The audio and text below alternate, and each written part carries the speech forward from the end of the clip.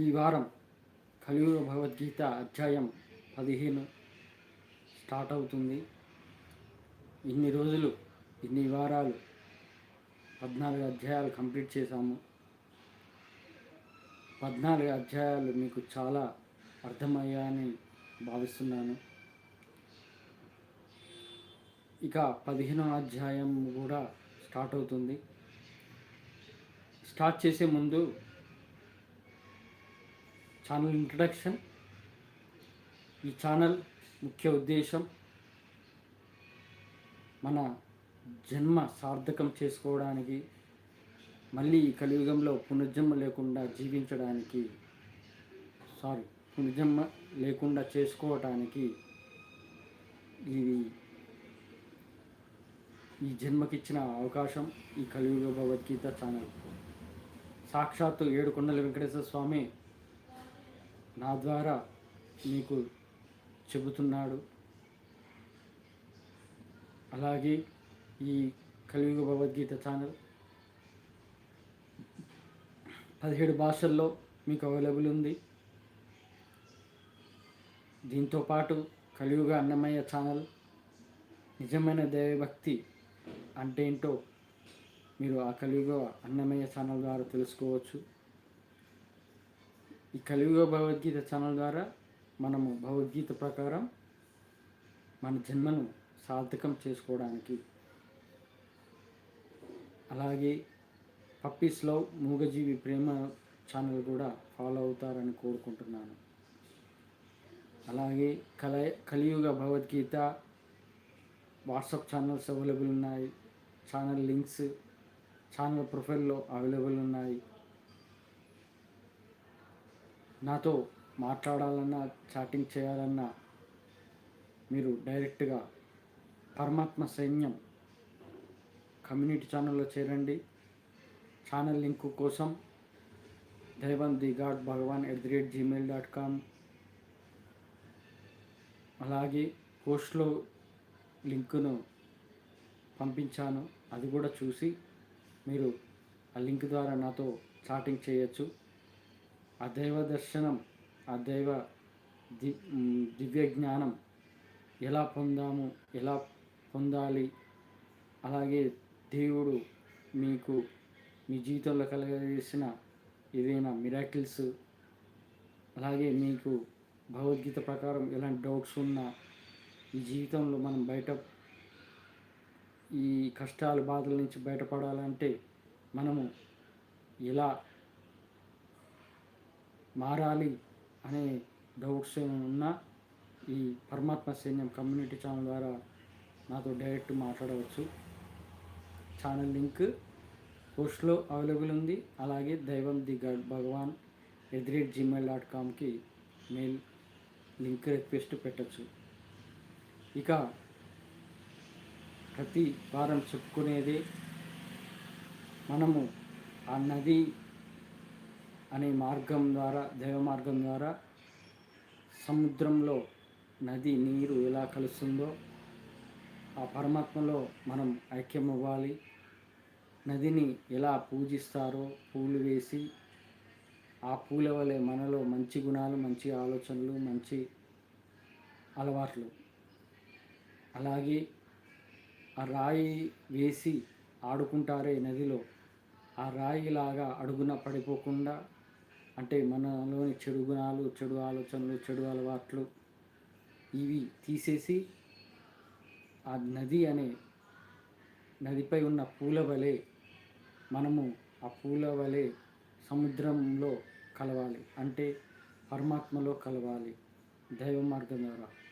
అదే కలియుగ భగవద్గీత ఛానల్ ద్వారా మీకు అవకాశం ఇస్తున్నాడు ఆ ఏడుకొండల వెంకటేశ్వర స్వామి. ఇక నేను చెప్పాను కదా అద్భుతం జరుగుతుంది అని, అది త్వరలోనే ఉంది. ఆ ఏడుకొండల వెంకటేశ్వర స్వామి నేనంటే ఏంటో నిరూపించే రోజు వస్తుంది. అది కూడా ఊహించలేని మిరాకిల్స్ చేస్తాడు. ఆయన గురించి తెలుసు కదా, అందరికీ తెలుసు. నాకు ఆలోచన వచ్చినా కానీ అది నా మనసులోనే ఉంచుకుంటాను, కానీ అది డైరెక్ట్ మిరాకిల్ జరిగినాక అనుభూతి అనేది వేరే తీరుగా ఉంటుంది. ఆ అనుభూతి పొందాకనే మీరు తెలుసుకుంటారు. ఇక కలియుగ భగవద్గీత అధ్యాయం 15 అధ్యాయం 14లో సత్వగుణం, రజోగుణం, తమోగుణం వాటి వల్ల పునర్జన్మలు, మోక్షంని ఎలా పొందాలో తెలుసుకున్నాము. ఇక శ్రీకృష్ణ మాట, వేర్లు పైకి, కొమ్మలు క్రిందికి ఉన్న సనాతనమైన అశ్వత్థ వృక్షం. ఈ వృక్షం యొక్క ఆకులు వేద మంత్రములు. ఈ వృక్ష రహస్యం తెలుసుకున్నవారు వేదముల గూర్చి తెలుసుకున్నట్టు.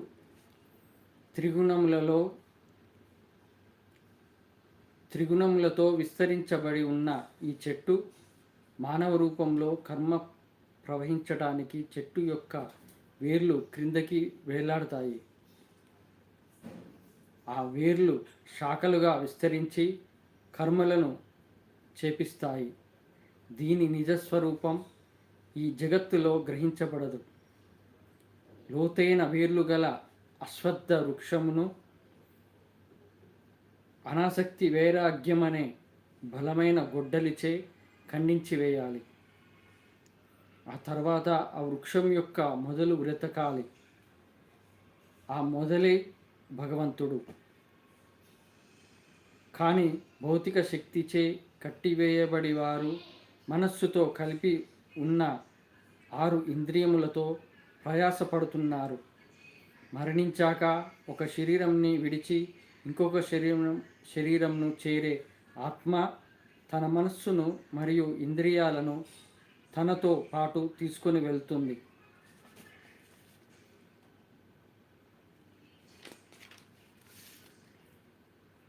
మరణించాక దేహంలోని ఆత్మను అజ్ఞానులు గమనించలేరు.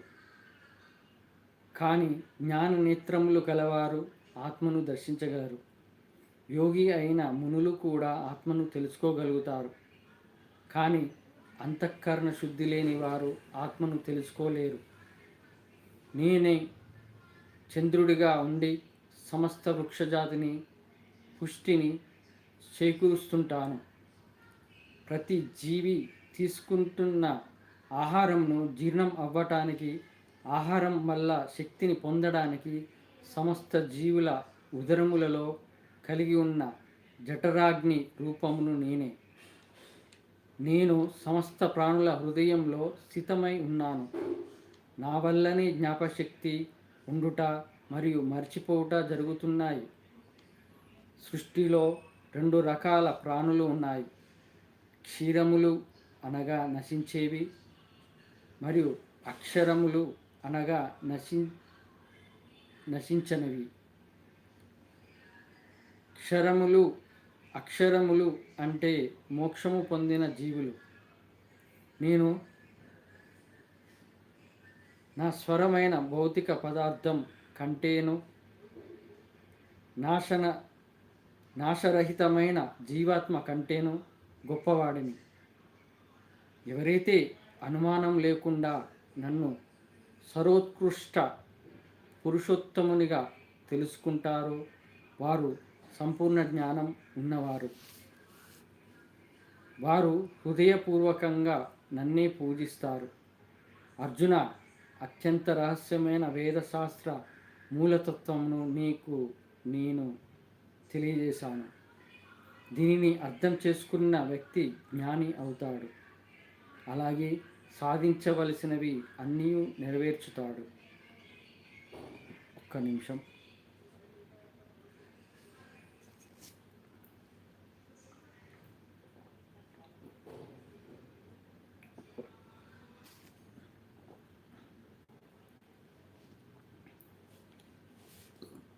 అశ్వత్థ వృక్షం ఇక్కడ వృక్షముని మనం అమ్మ కడుపులో పిండంగా భావించాలి. త్రిగుణములతో విస్తరించబడి ఉన్న చెట్టు త్రిగుణములతో విస్తరించి బడి ఉన్న చెట్టు అంటే రజో సత్వ తమో గుణములతో ఉన్న పిండం. చెట్టు యొక్క వేర్లు అనగా ఇక్కడ పిండం పెరిగే కొద్దీ కాళ్ళు, చేతులు, కన్నులు, చెవులు, నోరు, ముక్కు ఇవి అన్నీ కాక ఎన్నో అవయవాలు పిండంతో పెరిగి నిజమైన మనిషి రూపంని ఏర్పడుతుంది. ఇది నేను ఎక్కడా చదవలేదు. నా ఆ ఏడుకొండల వెంకటేశ్వర స్వామి ఇచ్చే జ్ఞానంతో చెట్టుని మన కడుపులో అమ్మ కడుపులో ఉన్న పిండాన్ని నేను పోల్చుతూ చెబుతున్నది. ఇది నా ఆ ఏడుకొండల వెంకటేశ్వర స్వామి ఇచ్చిన ఆలోచన ప్రకారం చెబుతున్నాను. నేను ఎక్కడ బుక్కులో చదవలేదు, ఇది నేను ఎక్కడ చూడలేదు కూడా. ఇక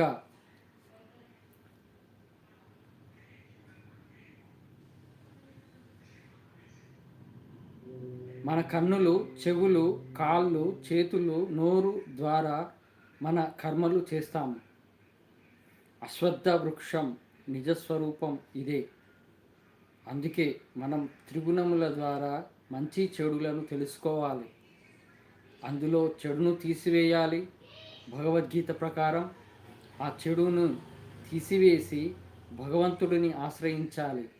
అంటే ఆత్మజ్ఞానం ద్వారా మోక్ష మార్గంని ఎంచుకోవాలి.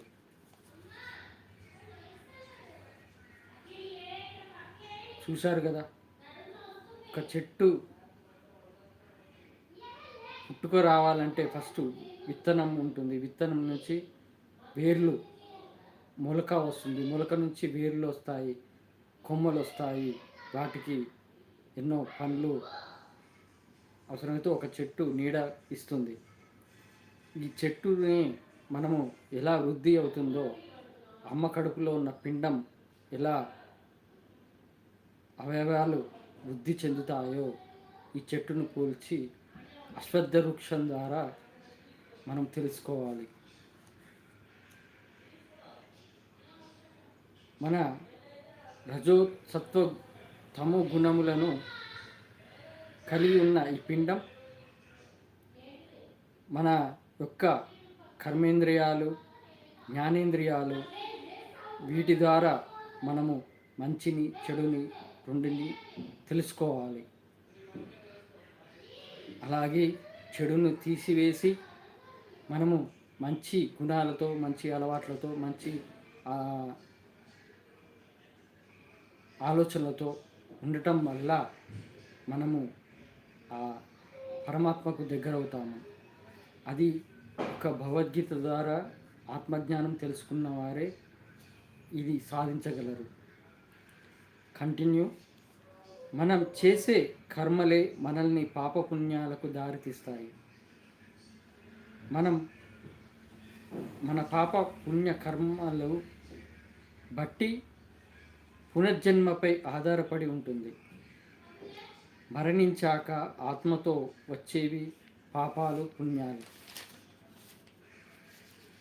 పూర్వజన్మ వాసనలు అంటే మన ఇంద్రియాలు, కోపం, ఈర్ష, ద్వేషం, ఆశ, కోరిక, ద్వేషం, అహంకారం, కామం, భయం, ప్రేమ, భక్తి, అలాగే మమకారం. వీటిలో ఏదో ఒకటిపై ఎక్కువగా ఆసక్తి చూపిన ఇంద్రియంతో ఉన్నవారు మళ్ళీ వచ్చే జన్మలో ఆ ఇంద్రియాలలోనే పుడతారు. అజ్ఞానంతో ఉన్నవారు ఆత్మ గూర్చి తెలుసుకోలేరు. భగవద్గీత ప్రకారం ఆత్మజ్ఞానం తెలుసుకున్నవారు ఆత్మను తెలుసుకోగలరు. మరణ సమయంలో అంతఃకరణ శుద్ధి అనగా మనలో ఉన్న చెడును తీసేసి నువ్వు మంచిగా మారటమే. ఇది లేకుండా ఆత్మను తెలుసుకోలేరు, దైవానుగ్రహం కూడా పొందలేరు.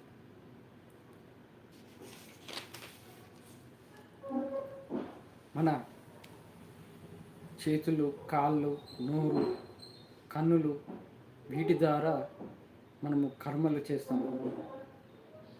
అందులో ఆ కర్మల నుండి మనము పాపాలలో పడవచ్చు, ఒకవేళ పుణ్యం కూడా సాధించవచ్చు.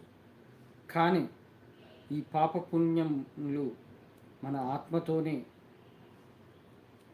వచ్చే జన్మలో పునర్జన్మెత్తిన ఈ మనం చేసిన పాపపుణ్య కర్మలు మనతో పాటు మన ఆత్మతో పాటు వస్తాయి. మరి భగవంతునికి దగ్గర అవ్వాలంటే అసలు పాపం పుణ్యం మీద కూడా ఆలోచన ఉండద్దు. ఎందుకంటే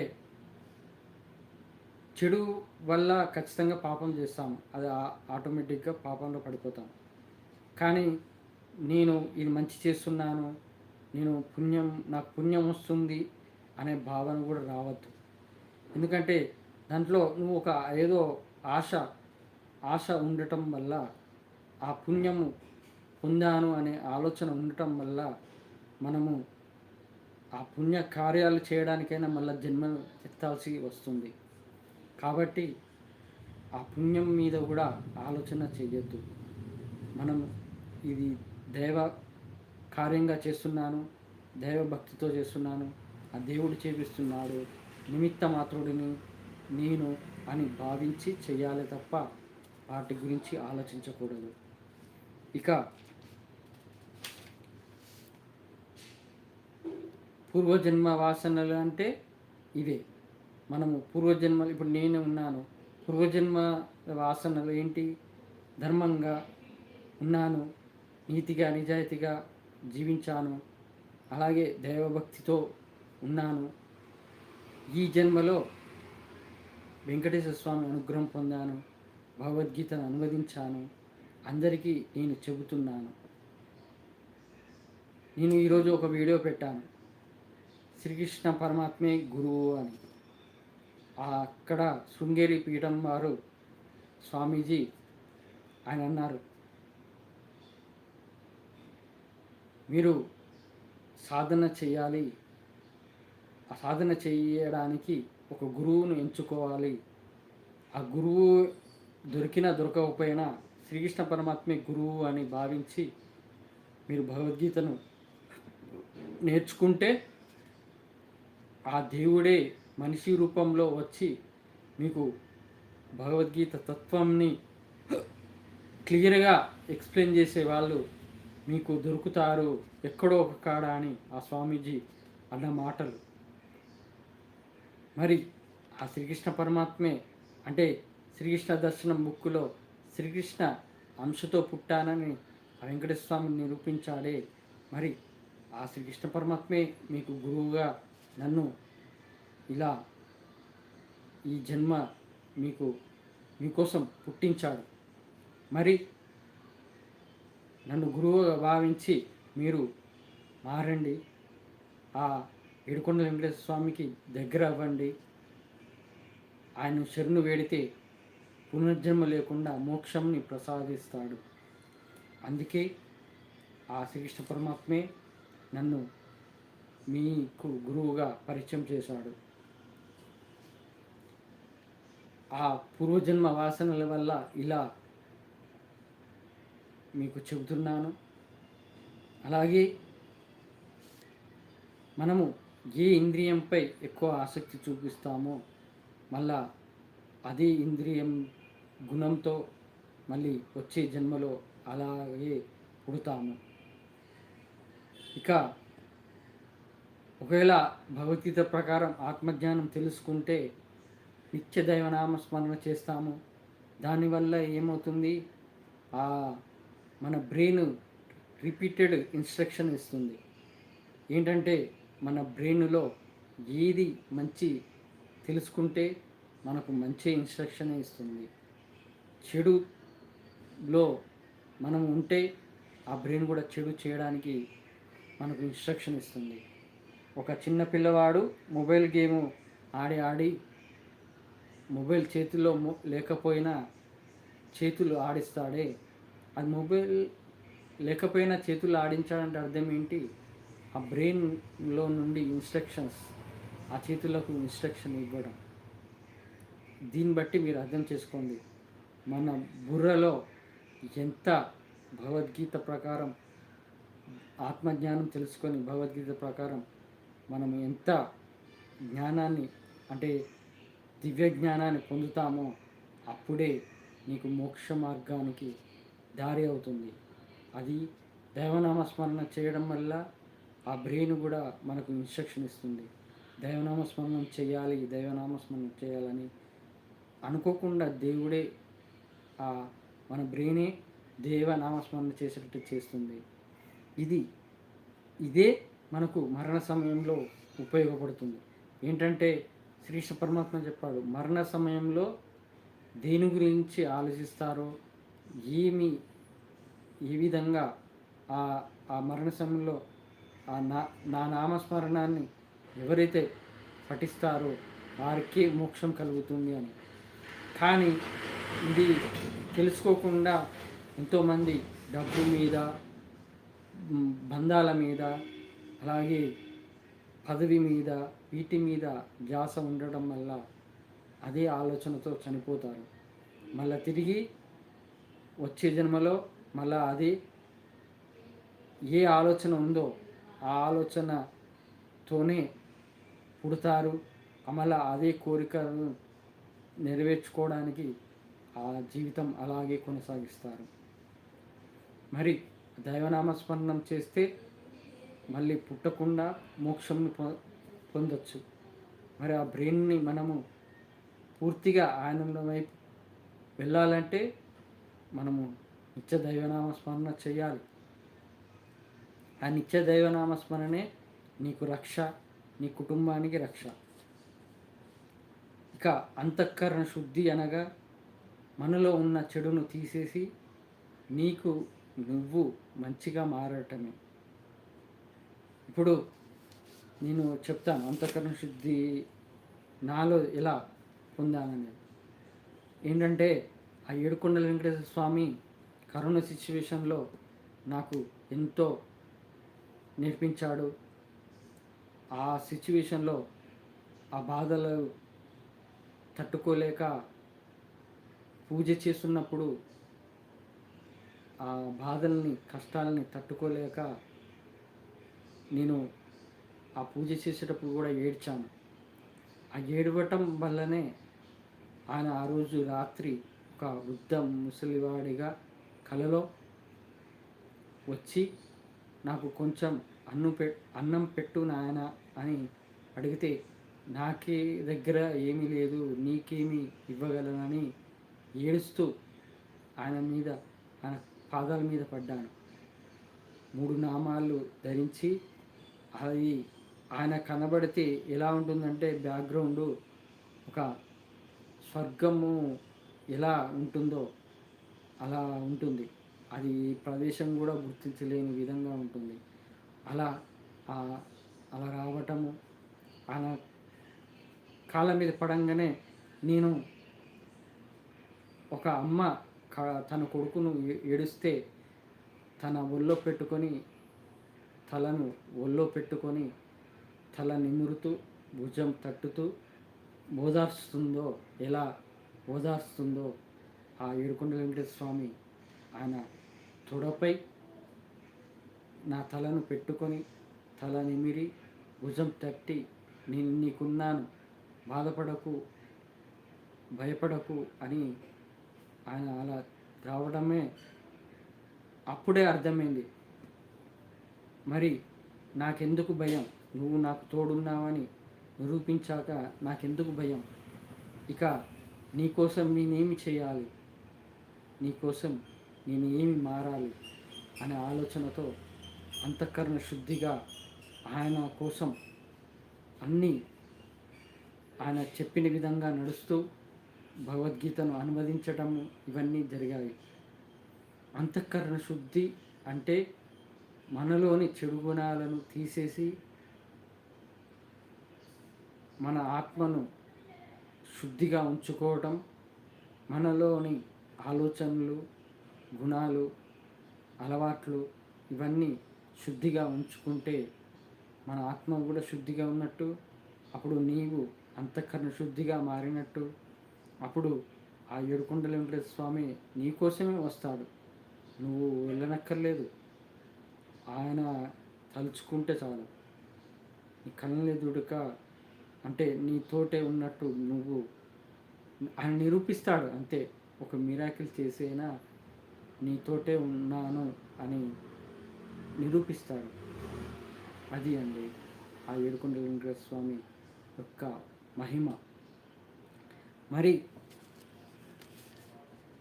మనము ఇలా ఉండకుండా ఈ కలి మాయలో పడి, డబ్బు మాయలో పడి, బంగారం మాయలో పడి, బంధం అనే మాయలో పడి, అలాగే గొప్పల మాయలో పడి, పదవి మాయలో పడి, వీటి వల్ల ఆ కలి మాయలో పడి మనము తెలుసుకోలేకపోతున్నాము. మనము అంతఃకరణ శుద్ధిగా ఉన్నామా అని ప్రశ్నించుకోవట్లేదు. మన ఆత్మ శుద్ధిగా ఉందని కూడా ప్రశ్నించుకునే టైం లేకుండా పోయింది. అందుకే మనము దేవానుగ్రహం పొందాలంటే ఆత్మశుద్ధి ముఖ్యం, అంతఃకరణ శుద్ధి ముఖ్యం. ఇవి రెండు ఉంటే ఆ దేవుడే నీకోసం వస్తాడు. ఎక్కడి నుండైనా నీకోసం వస్తాడు. మనము సంకల్పం చేసుకోవాలి. ఏంటంటే, తండ్రి నేను తెలుసుకున్నాను, నాకు నేను ఇప్పటి వరకు చేసిన తప్పులు పాపాలు తెలిసినా తెలియకపోయినా చేసిన పాపాలకు నేను పశ్చాత్తాపం పడుతున్నాను. నన్ను నీ వైపు తెచ్చుకో, నీ వైపు నీ అనుగ్రహం పొందేటట్టు, ఆత్మదర్శనం కలిగేటట్టు, నిన్ను నా ఆత్మ ద్వారా దర్శనం అయ్యేటట్టు కలిగజేయి తండ్రి అనే భావన ఎప్పుడైతే వస్తుందో అప్పుడు ఖచ్చితంగా మారినట్టు. ఇంకోటి, ఆత్మ దర్శనం కలగాలి అనే వాళ్ళకు చెబుతున్నాను. ఎలా అంటే, ఆయన ఏదో ఒక మిరాకిల్ చేస్తాడు. ఆ మిరాకిల్ ద్వారా నీ ఆత్మ నీకు చెబుతుంది, నీలో ఆత్మ పరమాత్మ అని తెలుసు కదా. మరి నీలో ఉన్న పరమాత్మ నీకు చెబుతూ ఉంటాడు, నేనే నీకు దగ్గర ఉన్నాను అని ఆ మిరాకిల్ ద్వారా తెలియజేసేటట్టు చేస్తాడు ఆ ఏడుకొండల వెంకటేశ్వర స్వామి. అందుకే మనము అంతఃకరణ శుద్ధిగా మారాలి. కంటిన్యూ. భగవద్గీతలో శ్రీకృష్ణ చెప్పినట్టు అన్నీయు నేనే అన్నాడు కదా. చంద్రుడిగా రాత్రిపూట కిరణాల వల్ల చెట్టుని ఆరోగ్యవంతంగా మారుస్తున్నాడో, మనల్ని జీర్ణాశయం ద్వారా తిన్నది జీర్ణం అయ్యేటట్టు చేస్తున్నాడు. దీనినే జఠరాగ్ని అంటారు. భగవంతుడే మనకు ఎన్నో రకాలుగా మనల్ని మంచిగా ఉంచటానికి సహాయపడుతూ ఉంటాడు. అవునండి, మనము శరీరము బాగుంటేనే కదా, మన ఆరోగ్యం బాగుంటేనే కదా మన బ్రెయిన్ అనేది కూడా, ఆలోచన అనేది ఆ దైవం మార్గానికి వెళ్తుంది. అది ఏదో నీ ఆరోగ్యం బాగలేకపోతే అప్పుడు ఏమవుతుంది, నీ బ్రెయిన్ పూర్తిగా నీ ఆరోగ్యం పైన గురించి ఆలోచింపజేసేటట్టు చేస్తుంది.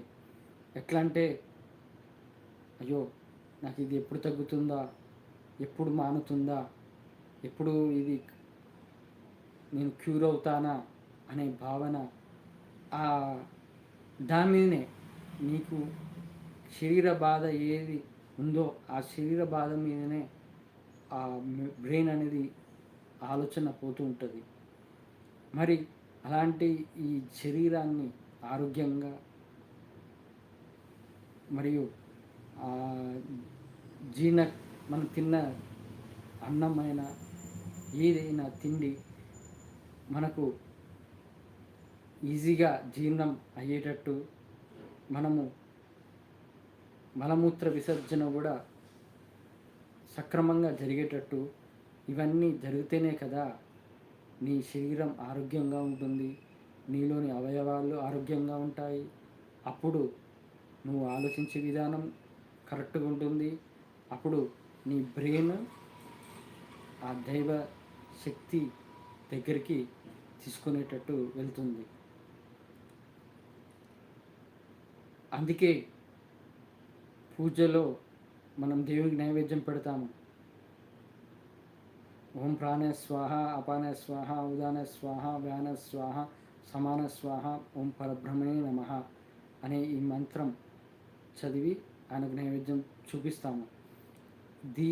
ఈ మాటలలోనే మన రక్త ప్రసరణ బాగుండాలని, అవయవాలన్నీ ఉండాలని, అంటే ఈ ప్రసాదం తింటున్నాము, ఈ ప్రసాదము తిన్నందుకు మా బాడీలో ఉన్న అన్ని అవయవాలు, రక్త ప్రసరణ, అలాగే మన జీర్ణాశయం, ఇవన్నీ ప్రాణవాయువు, ఇవన్నీ సక్రమంగా జరగాలని అర్థం.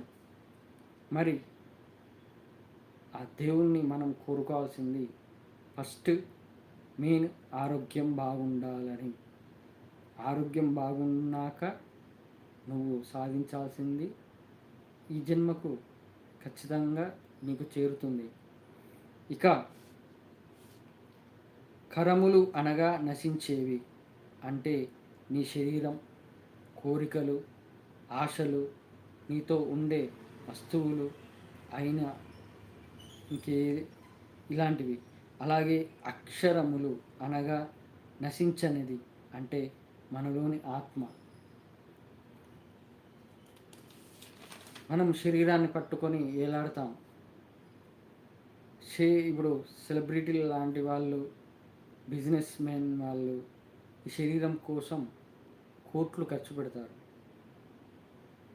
కోట్లు, 50 కోట్లు కాదు, 100 కోట్లు అయినా కానీ. నేను ఒక వీడియో చూశాను కరోనా సిచ్యువేషన్లో. హీరో జగపతి బాబు ఆయన ఒక ఇన్సిడెంట్ చెప్పాడు. ఆయనతో ఒకరు అన్నారంట, నేను ఆంధ్రప్రదేశ్ని మొత్తం కొంటాను, విజయవాడ మొత్తం నాదే, అంతకాలం నాకు డబ్బు ఉంది అని అన్నాడంట. కానీ కరోనా సిచ్యువేషన్లో ఆక్సిజన్ దొరకక చనిపోయాడంట. అర్థం ఏంటి? ఏది చూసుకొని మురుస్తున్నావో అదే నిన్ను కాపాడలేకపోయింది అని అర్థం. మరి అతను డబ్బును చూసుకున్నాడు, కానీ శరీరం, నువ్వు ఎంత కోట్లు పెట్టు నీ శరీరాన్ని కాపాడుకోవడం ఎంతవరకు జరుగుతుంది? నువ్వు ఆ డబ్బు ఎంత కాస్ట్లీగా పెట్టావో అంతవరకే. కానీ ఎప్పుడో ఒక రోజు ఆ ప్రాణం పోయేది. ఖచ్చితంగా ఎన్ని కోట్లు పెట్టినా డాక్టర్లు కూడా రక్షించలేని పరిస్థితి రావచ్చు. మరి అలాంటప్పుడు ఎందుకండి శరీరంపై వ్యామోహం? అందుకే ఈ శరీరం గురించి, కోరికల గురించి, ఆశల గురించి, వస్తువులపై వీటిని, ఇవి అన్నీ నశించేవి అని తెలుసుకొని మనం మారాలి. ఇక మనలోని ఆత్మ ఒక్కటే. మన ఆత్మను ఎవరు తడపలేరు, ఎవరు అగ్నికి దహనం చేయలేరు, అలాగే ఎవరు ముట్టుకోలేరు, ఎవరు నీళ్ళతో తడపలేరు అని ఆ శ్రీకృష్ణ పరమాత్మే చెప్పాడు. కంటిన్యూ. ఆత్మ కంటే గొప్పది పరమాత్మ. నిష్కల్మషంగా, నిస్వార్థంగా జీవించేవారు పరమాత్ముని తెలుసుకుంటారు. నిజమైన దైవభక్తితో పరమాత్మని పూజిస్తారు. ఇదంతా మనము జీవాత్మ గూర్చి తెలుసుకున్నాము. నేను తెలుసుకున్నాను కాబట్టి జ్ఞానిగా ఒకరికి భగవద్గీత వివరిస్తున్నాను. ఈ కలియుగంకి తగ్గట్టుగా. అందుకే నేను భగవద్గీత అనువదించాను. కాబట్టి నాకు అన్ని విజయాలే కలుగుతాయి. ఎందుకంటే ఆ ఏడుకొండల వెంకటేశ్వర స్వామి నాకు అండగా ఉన్నాడు కాబట్టి. ఇక్కడ జీవాత్మ గురించి చెప్పారు. నిష్కల్మషంగా నిస్వార్థంగా జీవించేవారు.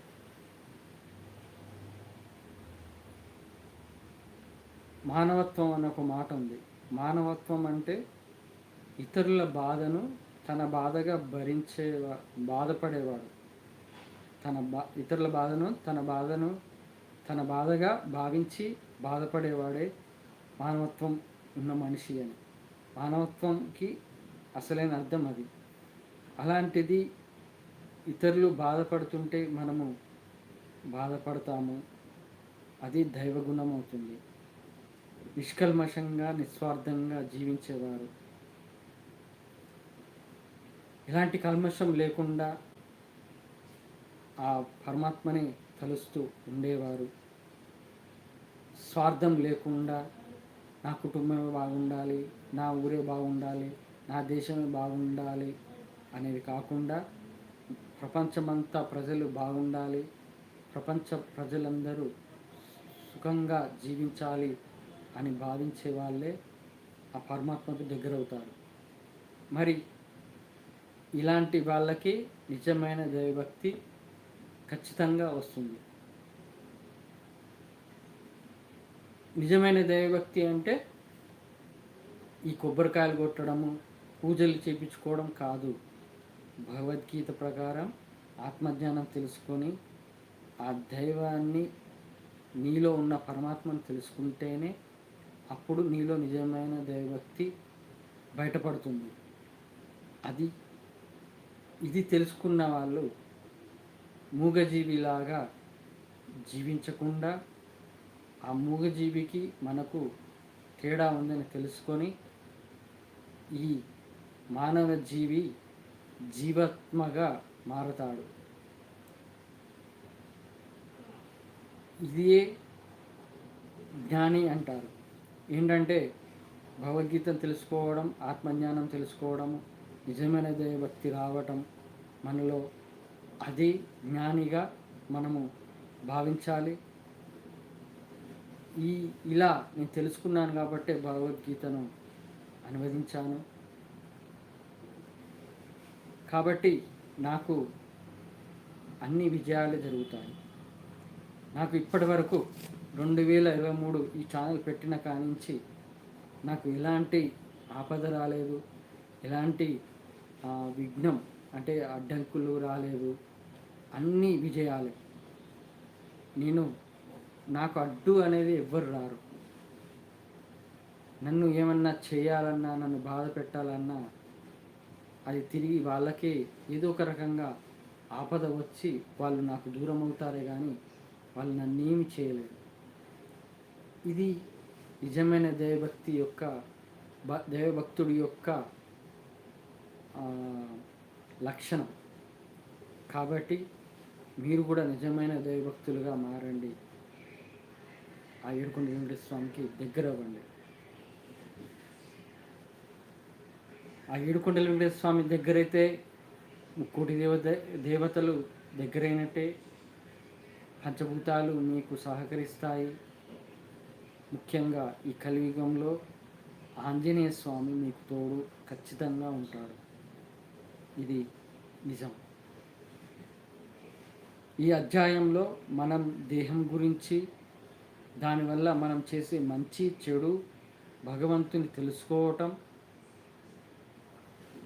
పూర్వజన్మ వాసనలు, అంతఃకరణ శుద్ధి, జఠరాగ్ని గూర్చి తెలుసుకున్నాము. ఇదండి కలియుగ భగవద్గీత అధ్యాయం 15. ఇక వచ్చే వారం అధ్యాయం 16.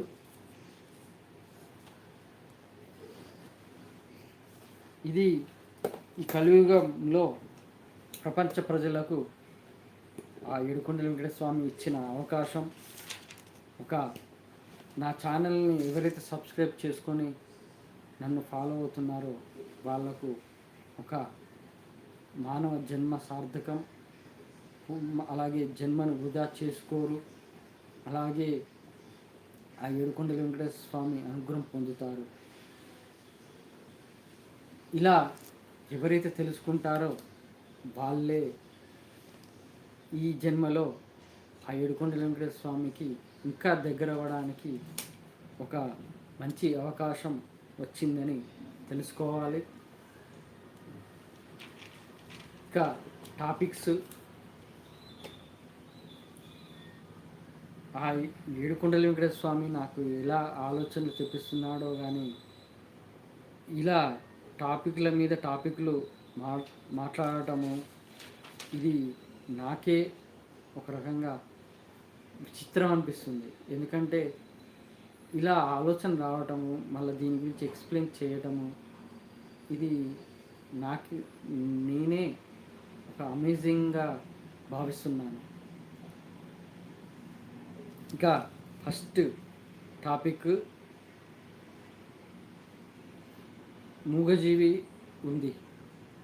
మూగజీవి చేసే పని ఏంటి? ఏదో ఒకటి దొరికింది తినటము. అది పక్షి అయినా కావచ్చు, పులి అయినా కావచ్చు, సింహం అయినా కావచ్చు, మేక అయినా కావచ్చు, ఆవైనా కావచ్చు, ఎద్దైనా కావచ్చు, పందైనా కావచ్చు, గాడిదైనా కావచ్చు, కుక్క అయినా కావచ్చు, ఏదైనా కావచ్చు. ఈ జంతువులు ఏమి చేస్తాయి?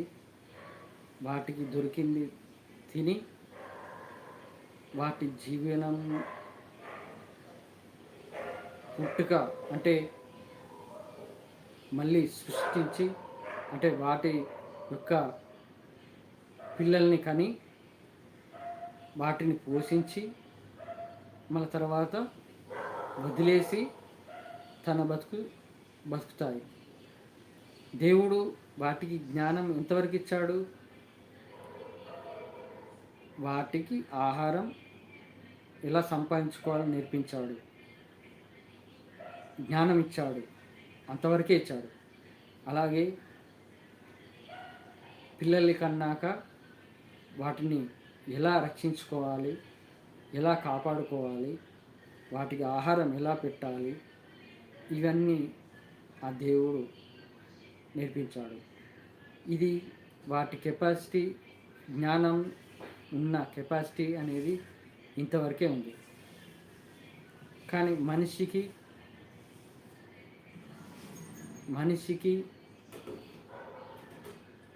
సంపాదించుకుంటున్నాడు, పిల్లల్ని కంటున్నాడు, పోషిస్తున్నాడు. ఈ డబ్బుని, ఆస్తుల్ని, కారుని, బంగ్లాల్ని ఆ దేవుడిచ్చిన జ్ఞానం ప్రకారం వాళ్ళు సంపాదించుకుంటున్నారు, తింటున్నారు, పడుకుంటున్నారు, సంతోషంగా ఉంటున్నారు. తెల్లవారితే మళ్ళా తెల్లారింది, మళ్ళా పనికి పోవాలి, మళ్ళీ డబ్బులు సమకూర్చుకోవాలి, మళ్ళీ జీవనం ఇదే రొటీన్ జీవనం. దేవుడు వాళ్ళకు అంతవరకే జ్ఞానం ఇచ్చాడు, అంతే. ప్రపంచ ప్రజలందరూ ఇలాగే ఉన్నారు. సంపాదించుకోవాలి, తినాలి, పడుకోవాలి, మళ్ళీ రొటీన్గా ఇదే జీవనం డైలీ కొనసాగించాలి. కానీ మనిషిగా పుట్టినందుకు మనం ఏమి చేయాలి, మన మానవ జన్మ రహస్యం ఏంటి అనేది ఆ దేవుడు నేర్పియలేదు. ఎందుకు నేర్పియలేదు? వాళ్ళ పాప కర్మలను బట్టి, పుణ్యకర్మలను బట్టి, పూర్వజన్మ పాప పుణ్యాలను బట్టి వాళ్ళు ఆ కర్మలు చేయడానికి అంతవరకే జ్ఞానాన్ని ఇచ్చాడు.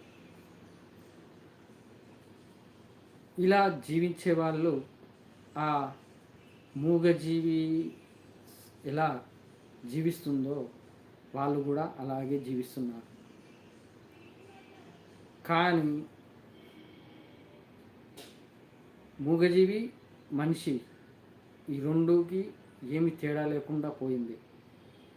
కానీ ఎవరైతే భగవద్గీతను తెలుసుకొని, ఆత్మజ్ఞానం తెలుసుకొని, ఆ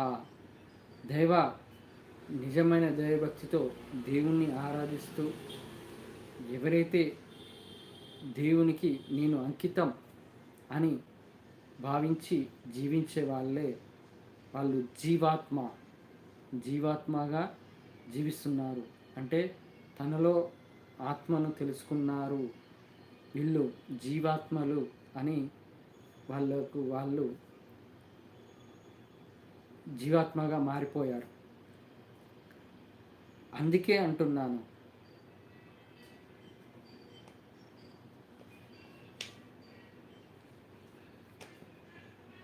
మూగజీవికి, మనిషికి, అలాగే జీవాత్మ, ఈ 3 డిఫరెన్స్ తెలుసుకుంటే అప్పుడు అర్థమవుతుంది. కానీ ప్రపంచ ప్రజలు ఇది జీవాత్మ అని అర్థం తెలుసుకున్న వాళ్ళలో 1% కూడా లేరు ప్రపంచ ప్రజల్లో. ఎందుకంటే కలిమాయలో పడిపోయారు. ఆ కలిమాయ వల్ల, పూర్వజన్మ పాప పుణ్య కర్మల వల్ల వాళ్ళు అలా పడిపోయారు. వీళ్ళల్లో ఒక్కడికే ఈ జీవాత్మగా జీవించే విధానం వస్తుందని ఆ శ్రీకృష్ణ పరమాత్మ చెప్పాడు. వీళ్ళల్లో ఒక్కడే నన్ను తెలుసుకుంటాడు. ఆ ఒక్కడు కూడా నన్ను చేరుకోవాలంటే ఎంతో పరీక్షలకు నెగ్గాలి అని అన్నాడు. మరి నేను జీవాత్మగా మారాను, పరమాత్మను తెలుసుకున్నాను. అయినా కానీ నాలో ఆలోచనలు అనేవి ఒక్కొక్కసారి వస్తుంటాయి చెడుగా, కానీ దాన్ని తట్టుకొని జీవిస్తున్నాను. అది మనము అలా మారితే ఖచ్చితంగా మనము ఆ దేవునికి దగ్గరైనట్టే.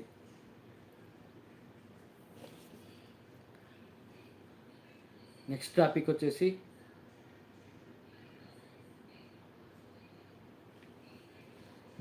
ఇప్పుడు మీకు చెబుతున్నాను, మీరు వింటున్నారు,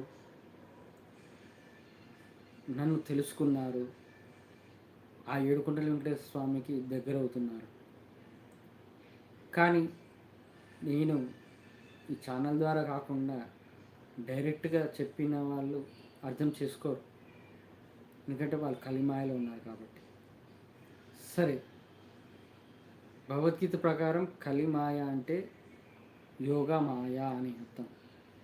శ్రీకృష్ణ పరమాత్మ యోగమాయలో పడి ఉన్నారని అర్థం. మనము ఈ కలియుగంలో కలిమాయ అని అంటాము, అంతే తేడా. కానీ అంతా భగవంతుడే నడిపిస్తాడు.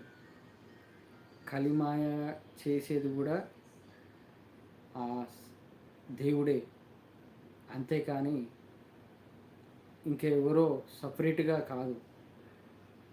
ఆ విష్ణుమూర్తి నుంచే రాక్షసులు వచ్చారు, దేవతలు వచ్చారు. ఆయన జగన్నాటక సూత్రధారి, ఆయన గురించి ఎంతో తెలుసుకోవాల్సి ఉంది. మరి ఇలా చెబితే అర్థం చేసుకొని వాళ్ళు కలిమాయలో పడిపోతున్నారే, వాళ్లకు నేనంటే ఏంటో తెలిసే రోజు వస్తుంది. నేను చెప్పటం కాదు, చేసి చూపిస్తే వాళ్ళు మారుతారు. ఆ చేసి చూపించడం అనేది అది ఆ ఏడుకొండల వెంకటేశ్వర స్వామి త్వరలోనే వాళ్ళని మార్చడానికి, నేనంటే ఏంటో తెలియజేయడానికి ఆ దేవుడు ఒక మిరాకిల్ చేస్తాడని చెప్పాను కదా, అది త్వరలోనే ఉంది. ఇక నేను చేసే ఒక్కొక్క స్టెప్పుని చూసి వాళ్ళు మారుతారు అనే ఆలోచన తెప్పించాడు. నేను బాధపడతాను, నా వాళ్ళు, అయ్యో నా ఫ్రెండ్స్, నా రిలేటివ్స్ వాళ్ళు చాలా ఘోరమైన పరిస్థితుల్లో పడిపోతున్నారు అనే ఆలోచన వస్తుంది కూడా. కానీ నేను అలా బాధపడినప్పుడు నాకు ఇలాంటి ఆలోచన తెప్పించాడు. నువ్వు చెప్తే వినకపోయినా పర్వాలేదు, నువ్వు చేస్తే వాళ్ళు మారే రోజు వస్తుంది అనే రోజు వస్తుంది అని ఆ ఏడుకొండల వెంకటేశ్వర స్వామి నాకు ఆలోచన తెప్పించాడు. ఒక్క నిమిషం.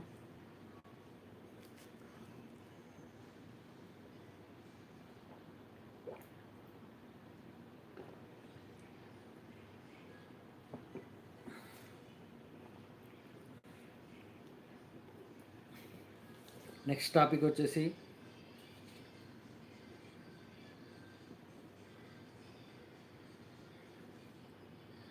ఇప్పుడు మన దేశంలో అతి భక్తి ఎక్కువైపోయింది. ఇంకోటి దేవుని అడ్డం పెట్టుకొని జీవించే వాళ్ళు కూడా ఉన్నారు. మేము ధర్మంగా జీవిస్తున్నాము, ధర్మం కోసం పోరాడుతున్నామని మాయమాటలు చెప్పి మిమ్మల్ని మాయలో పడేసే వారు ఉన్నారు. జై శ్రీరామ్, జై శ్రీకృష్ణ అని మాయ మాటలు కూడా చెప్పి మిమ్మల్ని మోసం చేసే వాళ్ళు ఉన్నారు. అసలు జై శ్రీరామ్, జై శ్రీకృష్ణ ఇంకా ఏ ఏ దేవతలను పలుకుతున్నారు, వాళ్ళకు ఏ అర్హత ఉందని వాళ్ళు అలా పలుకుతున్నారు? రాముడిలాగా ధర్మంగా జీవిస్తున్నారా? రాముడిలాగా ఓపిక, సహనం, బూతులు మాట్లాడకుండా ఉంటున్నారా? శ్రీకృష్ణ పరమాత్మలాగా భగవద్గీత ప్రకారం నడుస్తున్నారా? ధైర్యంగా, భయం లేకుండా, నిస్వార్థంగా, నిష్కల్మషంగా ఉంటున్నారా? మరి అలా లేని వాళ్ళు జై శ్రీరామ్, జై శ్రీకృష్ణ అనే మాటకు వాళ్ళకి పలకడానికి అర్హత ఉందా అని నేను అంటున్నాను. అర్హత లేదు. కానీ ఇలా దేవుణ్ణి అడ్డం పెట్టుకొని మాయమాటలు చెప్తున్నారే, వాళ్ళు మహాపాపంలో పడిపోతారు. మనిషిని మోసం చేసిన పాపమే, కానీ ఆ దేవుణ్ణి మోసం చేస్తే మహాపాపం కన్నా ఇంకెక్కువ అవుతుంది. మరి అది వాళ్ళకే వదిలేస్తున్నాను.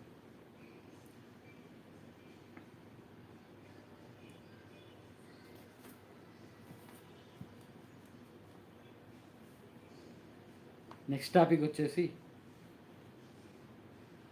ఈ ప్రపంచ ప్రజలు మారాలంటే ఫస్ట్ ప్రవచనకర్తలు మారాలి. ఈ ముసుగు వేసుకొని స్వామీజీగా తిరుగుతున్నారే, వాళ్ళు మారాలి. ఎందుకంటే భగవద్గీత గురించి క్లుప్తంగా చెప్పరు. అలాగే వాళ్ళు తెలుసుకున్నది పూర్తిగా ఇతరులకు జ్ఞానాన్ని ప్రసాదించరు. వాళ్ళ పేరుకి గొప్పల కోసము వాళ్ళు ఎంతవరకు చెబుతున్నారంటే, మిమ్మల్ని మీతోటి సన్మానించుకోవడానికి, చప్పట్లు కొట్టించుకోవడానికి, డొనేషన్లు ఇప్పించుకోవడానికి చేసే వాళ్ళు. మరి నేనైతే చెబుతున్నాను, ఆ ఏడుకొండల వెంకటేశ్వర స్వామి నాకు చేపిస్తాడన్నా కదా, నాతోటి చేపిస్తాడన్నా కదా. మరి ఆ రోజు వస్తే ఈ ప్రవచనకర్తలని, ఈ స్వామీజీలను భగవద్గీత చెప్పాలి, భగవద్గీత చెప్పి వాళ్ళను మారేటట్టు చేయాలి, వాళ్ళలో పరమాత్మ ఉండడం తెలియజేయాలి అనే స్ట్రిక్ట్గా చెప్పేటట్టు చేస్తాను. ఎందుకంటే వాళ్ళు మారారనుకోండి, వాళ్ళ ద్వారా మీరు మారుతారు. మీరు మారితే ఈ దేశం మారుతుంది. ఈ దేశం మారితే ఒక్కొక్క దేశం మనల్ని నేర్చుకొని మారుతారు. అందుకే ప్రవచనకర్తలైన స్వామీజీలైనా మారాలి. భగవద్గీత పూర్తి జ్ఞానాన్ని అందరికీ బోధించాలి. మీలో కూడా పరమాత్మ ఉండడానికి తెలిసేటట్టు చెయ్యాలి. అప్పుడే ప్రపంచ ప్రజలు కూడా పూర్తిగా మారిపోతారు. ఇక భగవద్గీత తెలుసుకుంటే మానవత్వం పుట్టుక వస్తుంది. దానివల్ల ప్రపంచ ప్రజలు సుఖంగా ఉండే రోజులు వస్తాయి.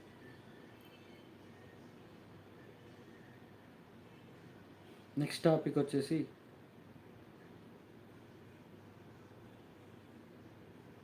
కలియుగంలో కృతయుగం నాటి ధర్మం రావాలి. అది రావాలంటే ఆ దేవుడే దిగి రావాలి. మరి చెప్పాను కదా, శ్రీకృష్ణ పరమాత్మే ఒక మనిషి ద్వారా వస్తాడని. మరి ఆ ఏడుకొండలింగేశ్వర స్వామి నా ద్వారా చెబిస్తాడని నాకు నమ్మకం ఉంది. నా దైవ సంకల్పమే నన్ను గెలిపిస్తుంది అనే ఆలోచనతో జీవిస్తున్నాను. ఈ ప్రపంచ ప్రజలని మార్చే రోజు వస్తుంది. ముఖ్యంగా మన దేశ ప్రజల్ని మార్చే రోజు వస్తుంది. అలాగే కలియుగంలో కృతయుగంగా మారే రోజులు కూడా రావాలి, వస్తాయి. ఏదైనా మనిషికి ఓపిక ఉండాలి, సహనం ఉండాలి. ఇవి ఉంటేనే కదా ఆ భగవంతుడు పెట్టే పరీక్షకు నెగ్గినట్టు. మరి అది తెలుసుకోవాలి. నెక్స్ట్ టాపిక్ వచ్చేసి నేను యూట్యూబ్లో వీడియోలు చూసే దాంట్లో షార్ట్ వీడియోలు చూస్తాను, లాంగ్ వీడియోలు కూడా చూస్తాను. యూట్యూబ్లో చూసేది ఇద్దరియే యూట్యూబ్ ఛానల్ ఫాలో అవుతాను. అంటే అందరి ఫాలో అవుతాను, కానీ రెగ్యులర్గా చూసేది ఇద్దరు. ఒకరు నా అన్వేషణ, ఒకరు సనాతన ట్రావెలర్.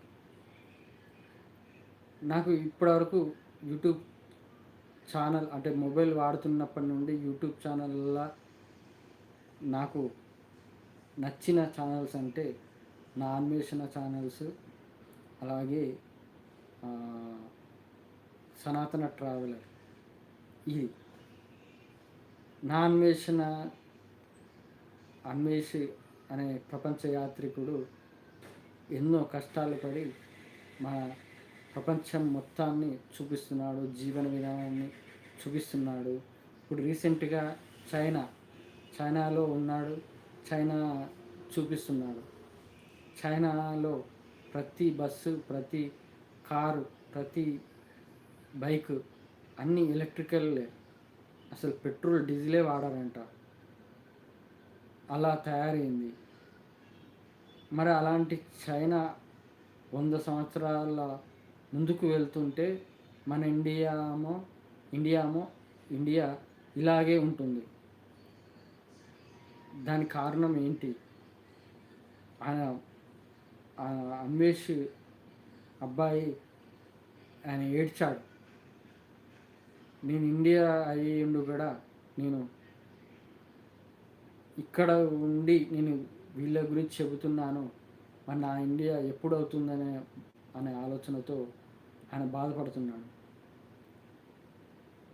అది మనలో, మన దేశ ప్రజల్లో చైతన్యం లేదు. ఒకడు విసిరేస్తే అందుకొని తినే రకాలలాగా బతుకుతున్నారు. ప్రజాస్వామ్యాన్ని రాజకీయ స్వామ్యంగా మార్చేసి పూర్తిగా బానిసలు బతుకుతున్నారు. ఇది ఎప్పుడైతే మారుతుందో, ఎప్పుడైతే ప్రజలు చైతన్యం పొందుతారో, ప్రజలు చైతన్యం పొందాలంటే భగవద్గీత తెలుసుకోవాలి, తన ఏంటో తెలుసుకోవాలి. జీవనంటే ఎదిరించాలంటే భయపడతారు. ఎందుకు? శరీరంపై వ్యామోహం, ప్రాణంపై వ్యామోహం. కానీ ఆత్మజ్ఞానం తెలుసుకుంటే, ఆత్మ గురించి తెలుసుకుంటే అప్పుడు నీకు శరీరంపై వ్యామోహం ఉండదు, ప్రాణంపై తీపి ఉండదు. మరి అలా తెలుసుకుంటేనే కదా దేశ ప్రజలు మరి ప్రజాస్వామ్యం రావాలంటే ఎవరండి చెప్తున్నారు? ఆ? ఏ రాజకీయ నాయకుడు నేను ఇంత ఖర్చు పెడుతున్నాను, సంవత్సరం అయితే బడ్జెట్ అని వస్తుంది, రైల్వే బడ్జెట్ అని, కేంద్ర ఆర్థిక బడ్జెట్ అని, మరి ఇంత ఖర్చు పెడుతున్నాము, ఇంత కేటాయిస్తున్నాము అని. కానీ ఎవరైతే నిజాయితీగా నేను ప్రతి నెల ఈ సంస్థకు ఇంత ఖర్చు పెట్టాను ఈ నెలలో, అసలు ప్రభుత్వ మన దేశ ఖజానాలో ఇంత డబ్బు ఉంది, నేను ఈరోజు ఇంత ఖర్చు పెట్టాను, అలాగే నేను ఇది ఖర్చు పెడుతున్నాను, మీ పర్మిషన్ కావాలి ప్రజలారా అని ఎవరు అడుగుతున్నారు? మనము ఓటు వేస్తే వాళ్ళు గెలుస్తారు. అలాంటిది మనం చెబితే వినాలి, కానీ వాళ్ళు చెప్తే మనం వినడం ఏంటి? ఇది లాజిక్ ఆలోచించండి. మనం ఎన్నుకున్న మనిషి మనం చెప్తే వినాలి, ఆయన చెప్తే మనం వినుడు కాదు. ఇది మన దేశ ప్రజలు ఎప్పుడు నేర్చుకుంటారు, ఎప్పుడు తెలుసుకుంటారు? ఓటికి డబ్బులు అడుగుతారు, డబ్బు కోసం. ఈరోజు సుఖం కావాలి, ఇప్పుడు నాకు సుఖం కావాలి, నాకు ఇప్పుడు డబ్బు కావాలి, అంతే. ఈ బ్రెయిన్లో ఇది ఉండడం వల్లనే మన దేశ ప్రజలు మారట్లేదు, రాజకీయంగా దేశ అభివృద్ధి కూడా జరగట్లేదు. మరి ఈ ప్రజల్లో ఆలోచన రావాలి, చైతన్యం రావాలంటే ఏం చేయాలి? నాలాంటి వాడు ఎవడో ఒకడు రావాలి, నన్ను తెలుసుకొని. నేనే ఎలా ఉన్నానంటే, ఇప్పుడు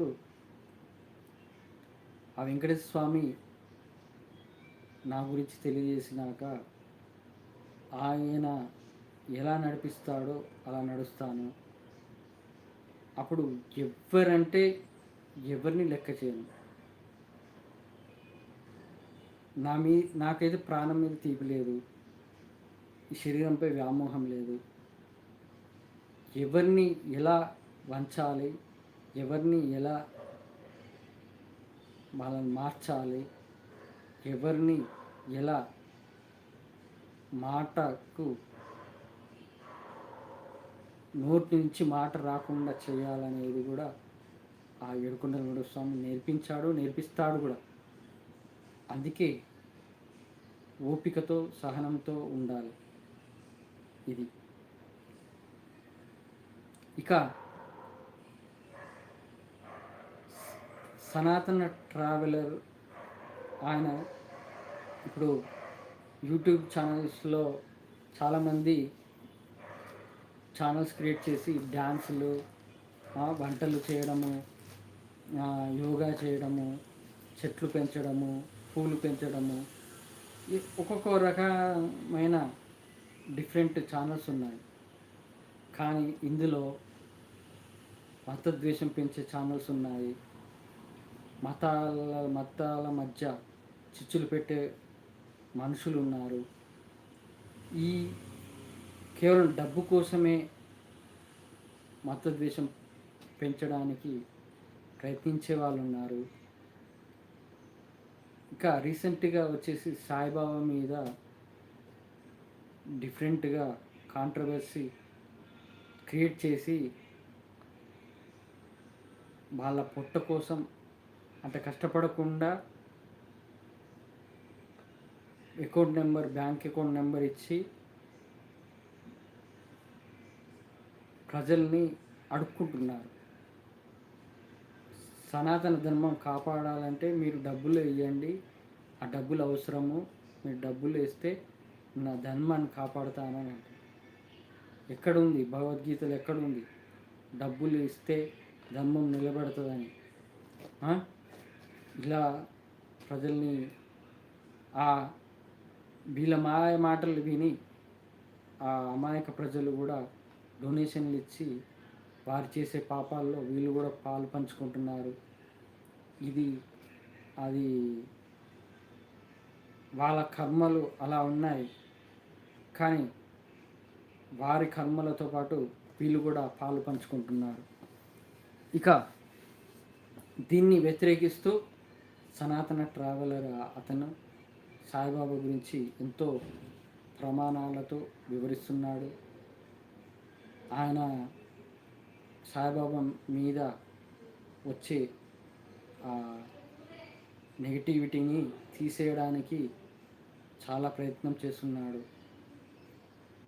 ఆయన చెప్పే విధానంలో మనం తెలుసుకోవాల్సిన కూడా చాలా ఉన్నాయి. ఆయన చాలా బాగా చెప్తున్నాడు. ఇక్కడ ఏమంటుందంటే, ఒకరినొకరు పోస్టులు పెట్టుకుంటున్నారు, పోటీగా ఒకరిని దూషించుకుంటున్నారు. కానీ ఎవరి వాళ్ళకేమో డబ్బులు కావాలి, డబ్బులు వస్తాయి, ఓకే. ఇతనేమో ధర్మం కోసం ఆయన చేస్తున్నాడు. మరి ఈ టైము అనేది ఉంటుంది.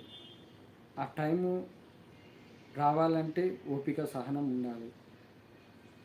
మరి వీళ్ళని ఎదిరించాలంటే ఫస్ట్ మనకు దైవబలం ఉండాలి. దైవబలం ఉంటే నువ్వు ఎవరినైనా ఎదిరించగలుగుతావు.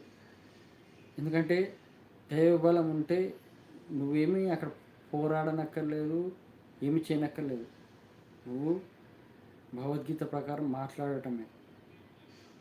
ఎవడైనా నీ జోలికి రావాలని చూస్తే ఆ దేవుడే ఏదో ఒక రకంగా వాళ్ళను దూరం చేసేటట్టు చేస్తాడు. అలా మనము దైవశక్తిని పెంచుకోవాలి. ఆ ఏడుకొండల వెంకటేశ్వర స్వామి నన్ను వృద్ధాప్య ముసలి అమ్మలాగా అలిపిరి మెట్ల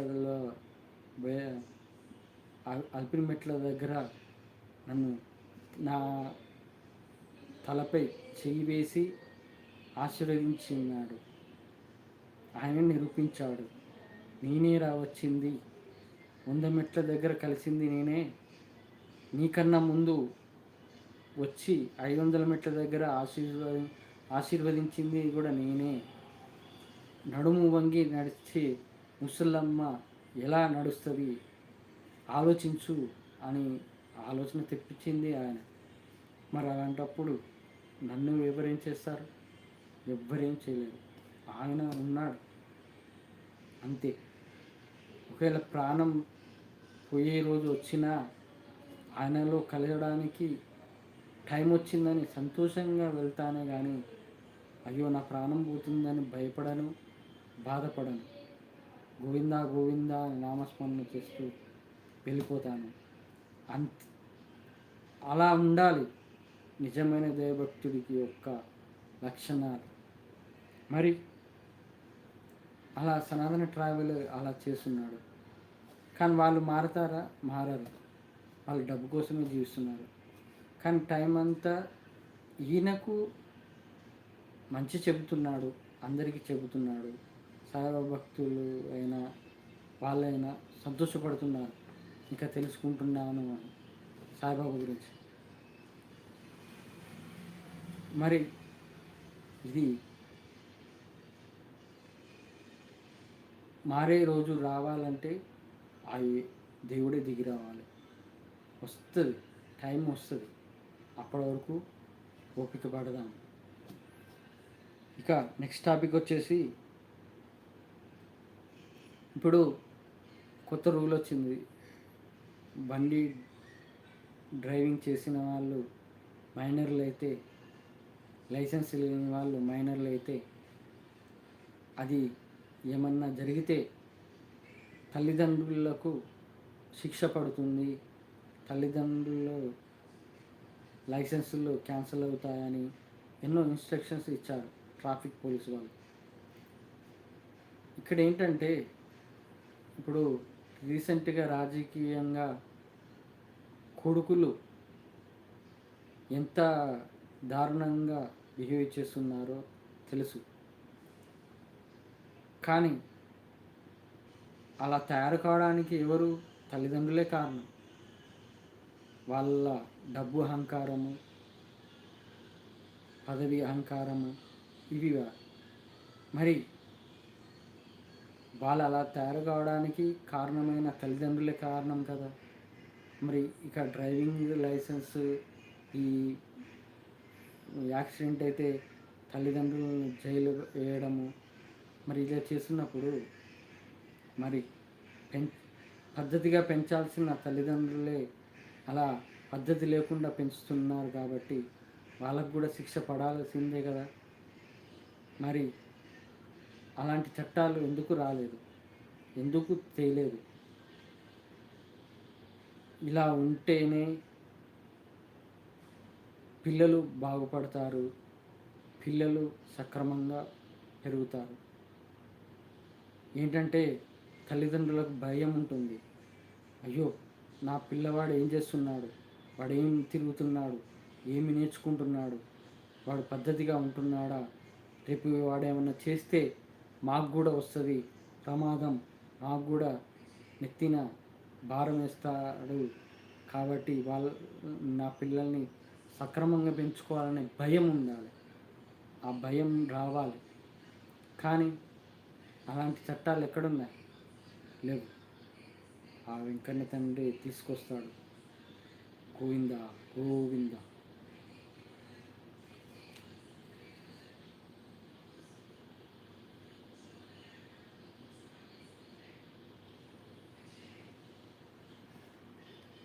ధర్మం కాపాడాలంటే ఈ కలియుగంలో దైవబలం కంపల్సరీ.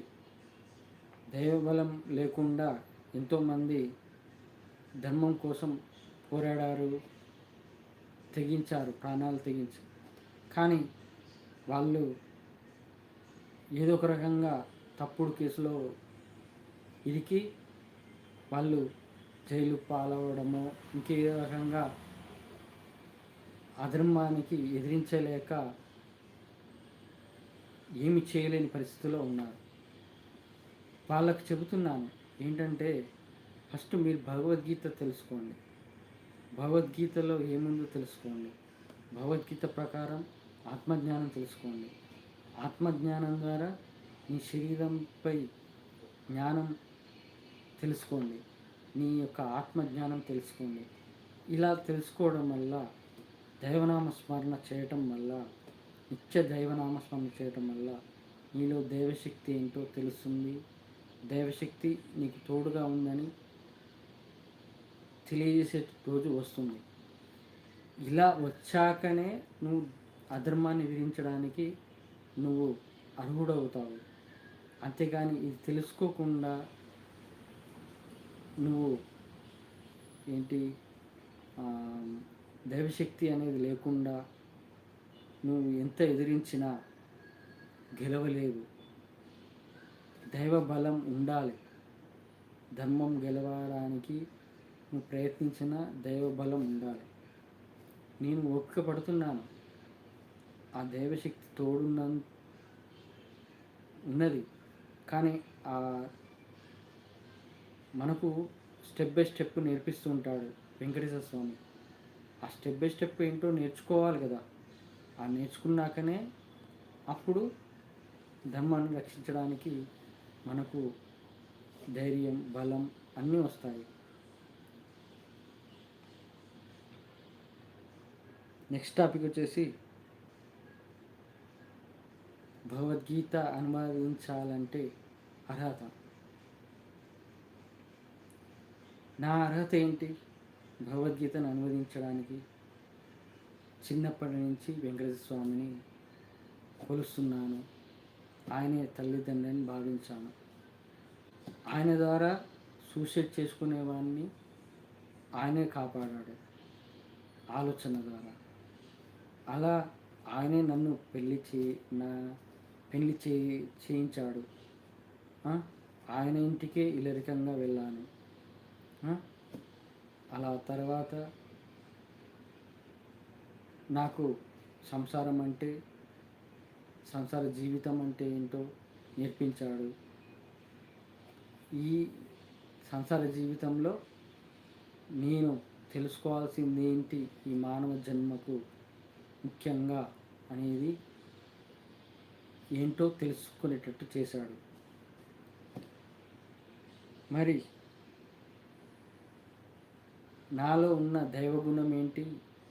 ఎక్కడో ఉన్న ఉక్రెయిన్ యుద్ధం జరుగుతుంటే వాళ్ళు నిరాశ్రయులవుతుంటే వాళ్ళ కోసం ఆ దేవుణ్ణి ప్రార్థించాను. యుద్ధం ఆగాలి, వాళ్ళు పిల్లలు, వాళ్ళ తల్లిదండ్రులు, పిల్లలు బాధపడుతున్నారు, యుద్ధం ఆగాలని ఆ దేవుణ్ణి ప్రార్థించాను. మానవత్వం, ఎక్కడో ఉన్న వాళ్ళు బాధపడుతుంటే నా బాధగా భావించి ప్రార్థించాను కదా, అదే దైవగుణం. అలా ఉంటేనే అప్పుడు మనకు అర్హత ఇస్తాడు. ఆహా, నువ్వురా, అర్హత నీకుంది, భగవద్గీతను అనువదించడానికి అర్హత నీకుంది, ఈ ప్రపంచ ప్రజల్ని మార్చడానికి అర్హత నీకే ఉంది, బాధ్యత నీకే ఇస్తున్నాను. ఆ ఏడుకొండల వెంకటేశ్వర స్వామి అదే చెబుతున్నాడు. అమ్మవారు జగన్మాత త్రిమూర్తులను ఇచ్చింది ఈ లోకానికి. ఆ త్రిమూర్తులలో శ్రీ మహావిష్ణువుకి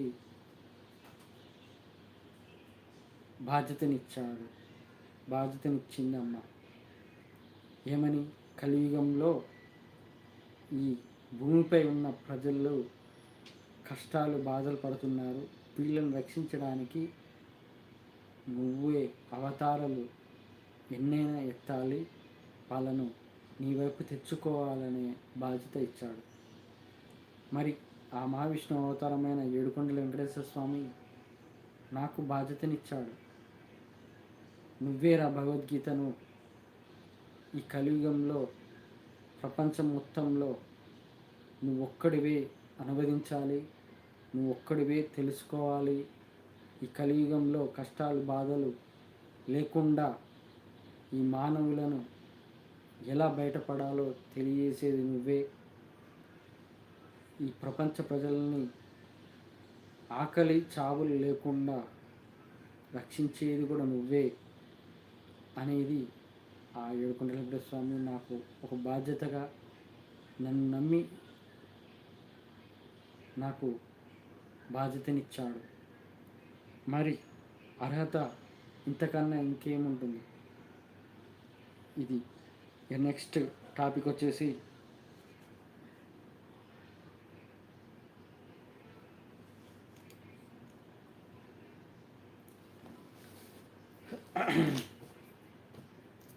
ఇప్పుడు ప్రపంచ ప్రజలందరూ ఏ మాయలో ఉన్నారని ఇంతకుముందు చెప్పాను.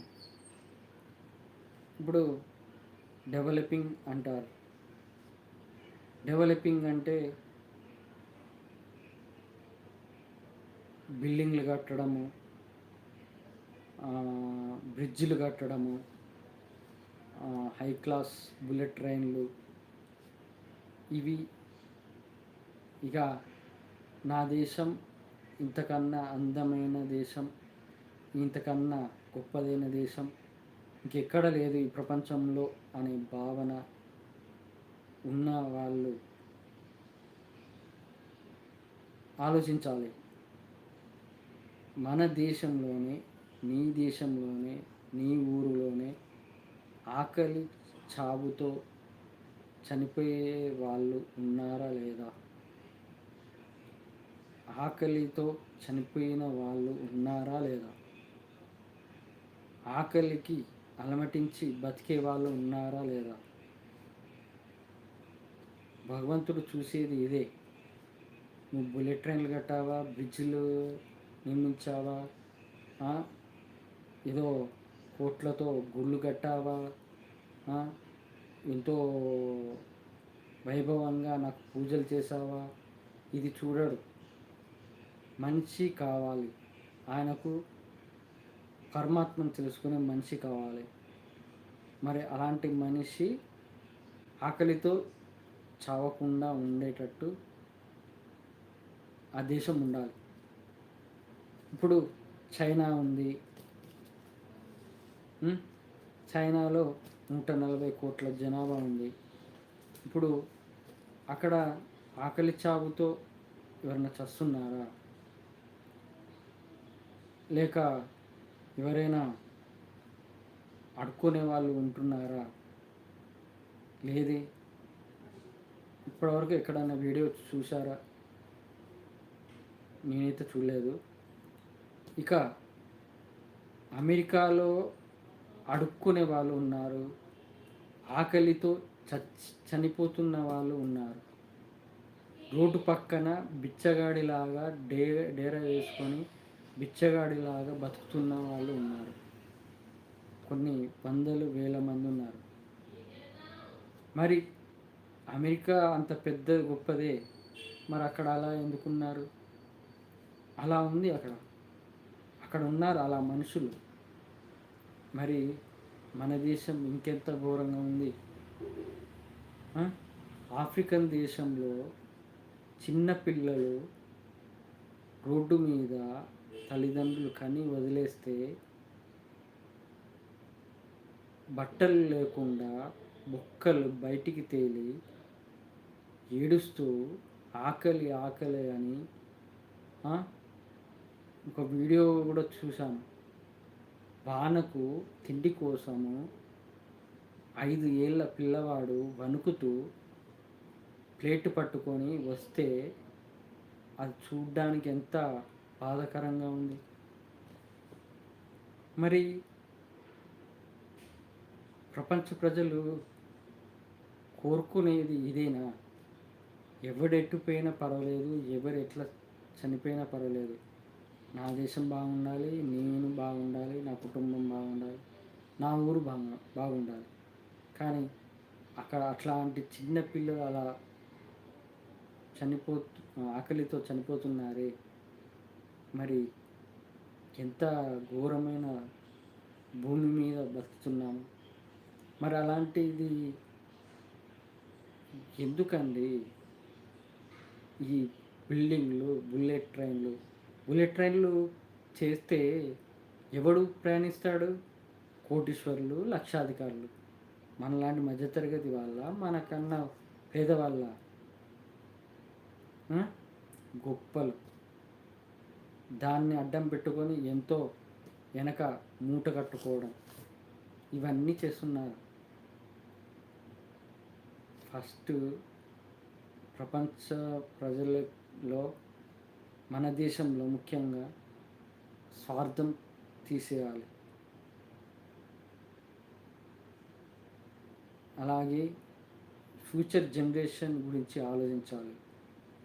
అలా ఆలోచించినప్పుడే దేశం బాగుపడుతుంది.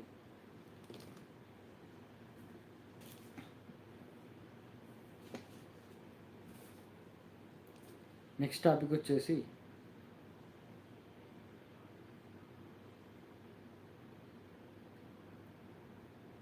నేను చెబుతున్నది ఇప్పుడు అంగవైకల్యంతో వికలాంగులు గురించి చెబుతున్నాను.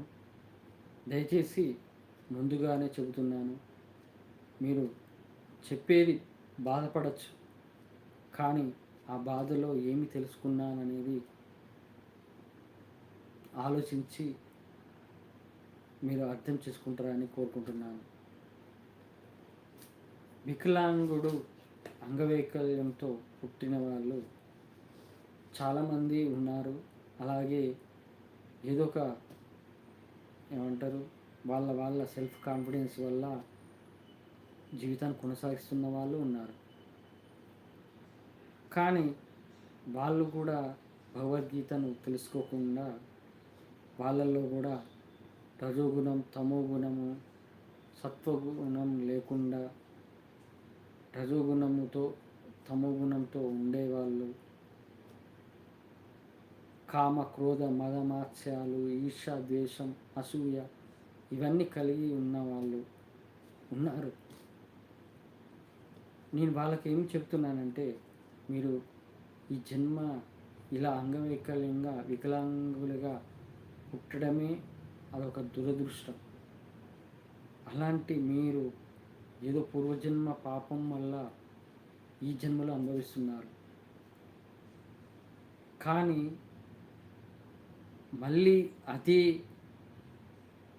భగవద్గీత ప్రకారం లేకుండా అలాంటి తప్పులే చేస్తూ ఉంటే దేవుడు ఏమంటాడు? మీకు పూర్వజన్మ పాపం వల్లనే ఇలాంటి శిక్ష వేశానే, మీరు ఇంకా తప్పులు చేస్తుంటే ఇంకెంత శిక్ష వేయాలి మీకు అని ఆలోచిస్తాడా లేదా? అలాగే వచ్చే జన్మలో ఇంకెంత ఘోరమైన, అంతకన్నా ఘోరమైన జన్మలు ఎత్తుతారా అని ఆలోచించాలి కదా. మరి అంగవైకల్యంతో వికలాంగుల కలిగిన వాళ్ళు ఆలోచించాలి. ఇప్పటికైనా తెలుసుకోండి, నేను ఈ జన్మ ఇలా ఎత్తాను, ఇలా అనుభవిస్తున్నాను బాధను, ఇలా మళ్ళా పునర్జన్మ లేకుండా చేసుకోవాలి, భగవద్గీతను తెలుసుకోవాలి, ఆత్మజ్ఞానం తెలుసుకోవాలి, ఆ మోక్షంని పొందడానికి దేవ మార్గాన్ని ఎంచుకోవాలి అని భావించాలి.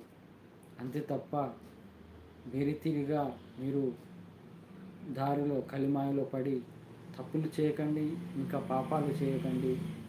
ఉన్న ఘోరమైన జీవితాన్ని ఇంకా మళ్ళీ వచ్చే జన్మలో ఇంకో పెద్ద ఘోరమైన జన్మలు ఎత్తేటట్టు చేయకండి. ఒక వీడియో చూశాను నేను ఫేస్బుక్లో. ఒక అబ్బాయి, చిన్న బాబు, అతనికి తల తప్ప మొండెం ఇక్కడ వరకు, నడుము వరకు, చేతులు ఉండవు, కాళ్ళు ఉండవు, జస్ట్ తల, మొండెం ఇక్కడ వరకు. తల్లి అది ఏంటి, జారుడు బండ అంటారే, జారేది, దాని మీద వదిలేస్తూ ఆ పిల్లవాడు నవ్వుతుంటే తల్లి కూడా నవ్వుతూ ఉంది. ఆమెలో బాధ అనేది లేదు. ఏంటంటే తల్లి ప్రేమ. అలాంటి వీడియో చూస్తుంటే కళ్ళకు నీళ్ళు వచ్చాయి. మరి అంత నేను అప్పుడు అనుకున్నా, తండ్రి వాళ్ళు అంతగానం సంతోషంగానే ఉన్నారు, అంత బాధలో ఉన్నా కానీ బాధ లేకుండా సంతోషంగా ఉన్నారే, మరి ఎందుకు వీళ్ళకి ఈ జన్మ ఇచ్చావు అని ఆలోచించాక అప్పుడు అర్థమైంది, పూర్వజన్మల పాపము వల్ల. అందుకే వాళ్ళకి తెలియజేయాలి, భగవద్గీత తెలుసుకోండి, ఇలాంటి జన్మలు ఎత్తకుండా ఉంటాము అని వాళ్ళకి తెలియజేయాలి. అందుకే వికలాంగుల వారైనా, అంగవైకల్యంతో పుట్టిన వారైనా భగవద్గీతను ఖచ్చితంగా తెలుసుకోవాలి. 100కి 200% ఖచ్చితంగా తెలుసుకోవాలి, నేర్చుకోవాలి, ఖచ్చితంగా మారాలి. అది నెక్స్ట్ టాపిక్ వచ్చేసి అన్నదానం. అన్నదానం చేస్తారు బయట అంటే అర్థం ఏంటి, పేదవాడు తిండికి ఇబ్బంది పడేవాడు ఒక పూట అన్నదానం చేయడం వల్ల అతని కడుపు నింపడానికి.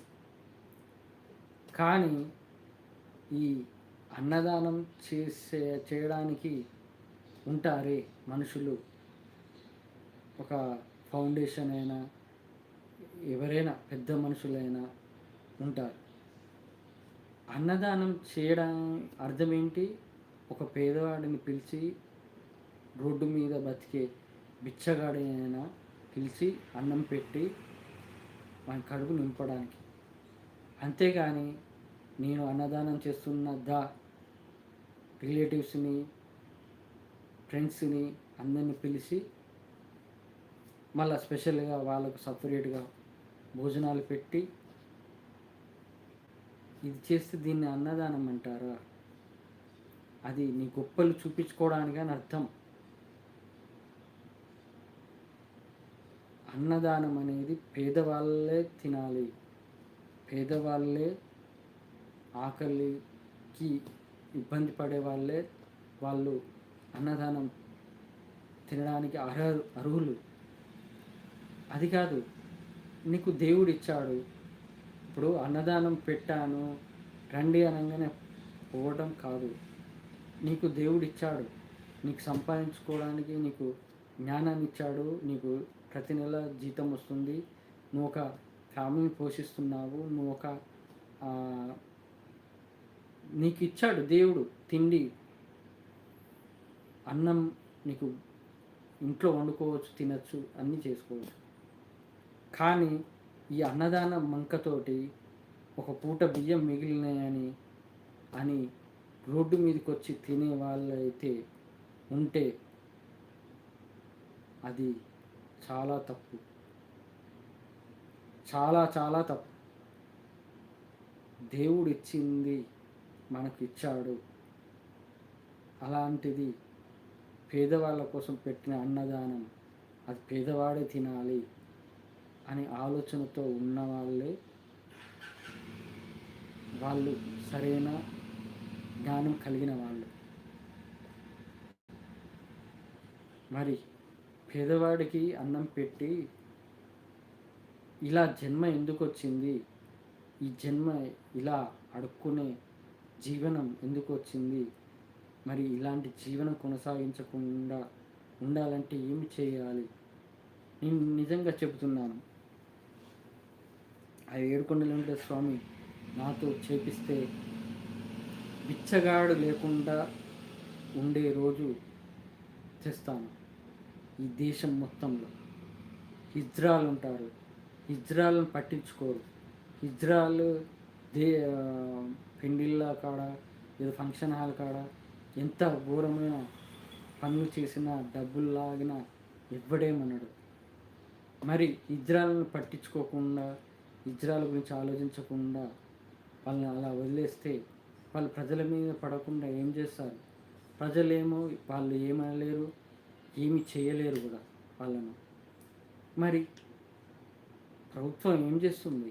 నిరుద్యోగ భృతి అంట, ఆ ఉచిత పథకం అంట, ఈ ఉచిత పథకం.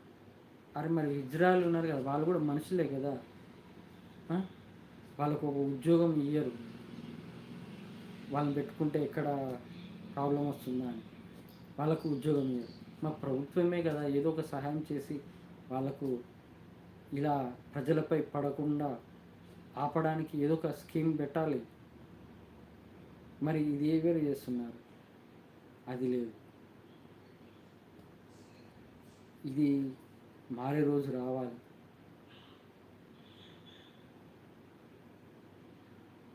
ఆ ట్రైన్లలో ఎంత ఘోరంగా హింసిస్తున్నారు జనాలను. అది మారాలంటే గవర్నమెంట్ ఏమీ రెస్పాండ్ లేదు. వాళ్ళ గొప్పలు, వాళ్ళ పదవులు, వాళ్ళ ఓట్లు అవే కావాలి. నెక్స్ట్ టాపిక్ వచ్చేసి, ఇప్పుడు ధర్మంగా జీవించడానికి, భగవద్గీత నేర్చుకోవడానికి, తెలుసుకోవడానికి తేడా ఏంటో చెబుతాను. శ్రీరాముడు త్రేతాయుగంలో ధర్మంగా జీవించాడు.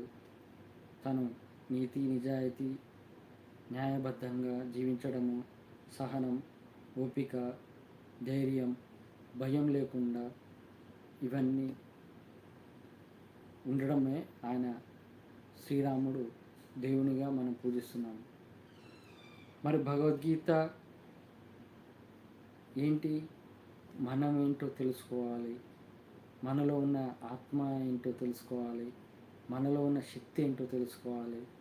భయం లేకుండా, ధైర్యంగా, పట్టుదల, సహనం, ఓపిక, అలాగే వాక్చాతుర్యం, ఎలాంటి చెడు అలవాట్లు, చెడు ఆలోచనలు, చెడు గుణాలు లేకుండా. మరి ధర్మం, భగవద్గీత ఇది రెండు తెలుసుకోకుండా మరి జీవిస్తున్న ప్రజలు వారే ఆలోచించాలి. శ్రీరాముడు ధర్మం ఎలా ఉండాలనేది నేర్పించాడు. శ్రీకృష్ణ పరమాత్మ మనం ఎలా ఉండాలనేది నేర్పించాడు. ఈ కలియుగంలో,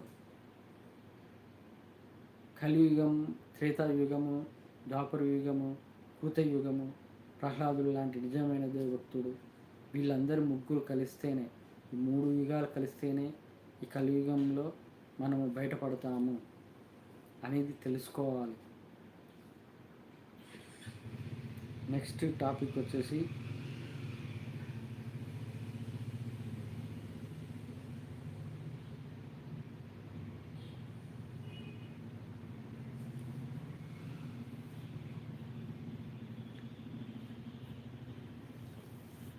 నాకు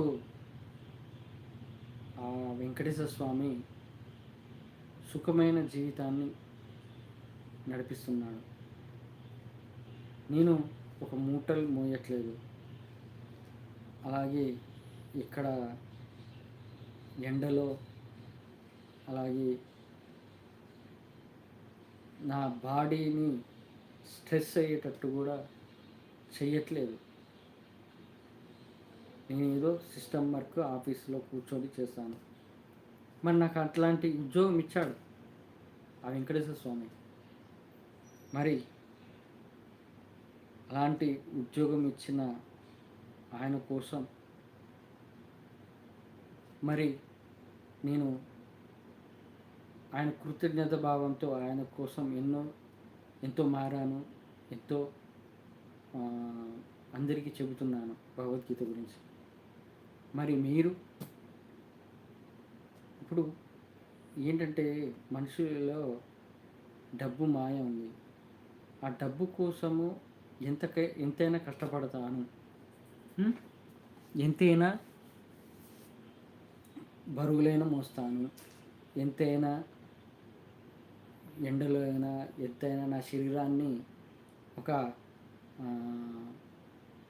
గాడిదలాగా పనిచేసేటట్టు చేసుకుంటాను అని భావనతో ఉన్నారది. కానీ మరి నేను ఎందుకు ఇలా అనుభవిస్తున్నాను, ఎందుకు ఇలా బాధపడుతున్నాను, ఎందుకు ఇలా నా శరీరాన్ని ఇలా గాడిదలాగా మోసేటట్టు, బరువులు మోసేటట్టు చేసుకుంటున్నాను అనేది ఆలోచించరా? మరి ఎప్పుడు ఆలోచిస్తారు? అది ఆలోచించకుండా ఉంటే ఎప్పుడు మరి మీ యొక్క జీవనంలో మార్పు ఎప్పుడు వస్తుంది? మరి అది తెలుసుకుంటేనే కదా మీలో మార్పు రావాల్సింది. అందుకే మనం కష్టపడుతున్నామనేది గొప్పగా చెప్పుకుంటారు. అసలు కష్టపడటంకి అలాగే కష్టాలు పోవాలి అన్నదానికి తేడా ఏముందా? దేవుడా నా కష్టాలు పోవాలి అంటావు, ఒక పక్క కష్టపడాలి అంటావు. ఆ రెండింటికి తేడా ఏమైనా ఉందా? ఎందుకు కష్టపడాలి? నాకు అలాంటి ఉద్యోగం ఇచ్చాడు, అంటే నా శరీరంపై స్ట్రెస్ లేకుండా సంతోషంగా హ్యాపీగా చేసుకునే ఉద్యోగం ఇచ్చాడు. అలా జీవనం కొనసాగించడానికి మనము అందరం భగవద్గీతను తెలుసుకోవాలి, భగవద్గీత ప్రకారం నడవాలి. ఇంకోటి ఏంటంటే ఆ ఉద్యోగము ఇప్పుడు ఉంటుంది, రేపు పోతుంది. కానీ నాకు వచ్చే ఛాన్సు, నేను ఎన్నో ఉద్యోగాలు చేశాను, ఎన్నో వదిలేశాను. కానీ నాకు వచ్చే ఛాన్స్ అనేది నన్ను ఇంకా సుఖంగా జీవించేటట్టు చేస్తాడే కానీ ఎప్పుడు నన్ను ఇప్పటి వరకు ఎప్పుడు నన్ను పై మెట్టు ఎక్కేటట్టు చేశాడే కానీ కింది మెట్టుకి తొయ్యలేదు. అలా ఆ ఏడుకొండల వెంకటేశ్వర స్వామికి కృతజ్ఞత భావంతో ఎంత చేసినా తక్కువే, ఎంత ఆయన కోసం ఎంత భరించినా తక్కువే. అందుకే మరి మీరు కూడా మారండి, భగవద్గీతను తెలుసుకోండి.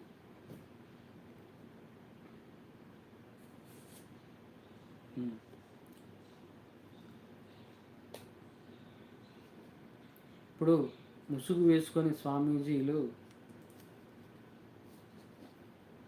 సన్మానాలు చేయించుకుంటారు, డొనేషన్లు తీసుకుంటారు, 3 పూటల అన్నం తింటారు, ఏదో ఒక పూటైనా తింటారుగా, సర్లే ఓకే. కానీ వాళ్ళు కూడా మనిషే కదా, వాళ్ళు కూడా మనలాగా ఇది రెండూ పోతారు కదా, మలమూత్ర విసర్జన చేస్తారు కదా. మరి వాళ్ళకెందుకు మీరు పూజించాలి, వాళ్ళకెందుకు సన్మానించాలి, వాళ్ళకి ఎందుకు దండం పెట్టాలి? దేవుళ్ళైతే అలాంటివి ఉండవు కదా. మరెందుకు మీరు వేస్తున్నారు? వాళ్ళు ముసుగు వేసుకొని మిమ్మల్ని మోసం చేస్తుంటే మీరు మాయలో పడి అలా జీవితాన్ని కొనసాగిస్తున్నారు. నేనేమంటున్నా అంటే, అతను తన జీవనం కొనసాగించడానికి అలా ముసుగు వేసుకున్నాడు. మీరు కూడా ఆ ముసుగులో పడి మీ జీవనం కూడా అతనిలాగానే కొనసాగించకండి. మనం మారాలి, తెలుసుకోవాలి. భగవద్గీత ప్రకారం మనలో ఉన్నది ఏంటో తెలుసుకోవాలి. మనలోని శక్తిని బయటికి తీయాలి. నెక్స్ట్ వచ్చేసి ఉపవాసాలు చేస్తారు. ఈరోజు నేను తినను, అది తినను అని ఉపవాసాలు చేస్తారు. ఎన్ని ఉపవాసాలు చేయని నీకు ఏ లాభం లేదు. ఎందుకంటే నువ్వు భగవద్గీత తెలుసుకోలేదు కాబట్టి, భగవద్గీత ప్రకారం నడవట్లేదు కాబట్టి, ధర్మంగా ఉండట్లేదు కాబట్టి, నీతిగా నిజాయితీగా జీవించట్లేదు కాబట్టి, మరి అలాంటప్పుడు నువ్వు ఉపవాసం చేసే లాభం? అది నీ యొక్క చెప్పుకోవడానికి అందరు చెప్పుకుంటారు, నేను ఈరోజు ఉపవాసం, నేను ఏమి తినను, ఏం చేయను. అందరి తర్వాత తెల్లారినాక అందరూ ఎవరేం చేస్తున్నారా, అందరి మీద వాళ్ళపై ఈర్ష, ద్వేషం, అసూయ ఇవన్నీ కలిగి ఉంటాను. నెక్స్ట్ డే ఉపవాసం రోజే ఒక దైవనామస్మరణ చేస్తూ ఉంటాను. మిగతా రోజులు మళ్ళీ వాళ్ళను తిట్టడము, ద్వేషించుకోవడము, అసూయ ఇవన్నీ ఉంటాయి అని మరి ఏం లాభం అలా ఉండి నువ్వు ఉపవాసం ఎందుకు? చాగంటి గారు, గరికపాటి గారు చెప్పారు, ఉపవాసం, గరికపాటి గారు, ఉపవాసం అంటే దైవచింతనలో ఉండటం, దైవచిత్తంతో బతకడం అంతే తప్ప కడుపు మార్చుకోవడం కాదు. నేనంటున్నాను, నీకు శరీరాన్ని ఇచ్చింది దైవ మార్గంకి వెళ్ళి దైవ మోక్షం ప్రసాదించుకోవడానికి. కానీ నువ్వు ఎప్పుడైతే ఈ శరీరం ఉపవాసం అని పెట్టుకొని శరీరాన్ని ఆకలితో ఉంచుకొని కడుపులో జీర్ణాశయాన్ని ఆకలితో ఉంచడం వల్ల నీలో పరమాత్మ ఉన్నాడని నువ్వు భావిస్తున్నావు కదా. మరి అలాంటప్పుడు ఆ పరమాత్మని నువ్వు ఆకలితో ఉంచినట్టే కదా అర్థం. మరి మారండి.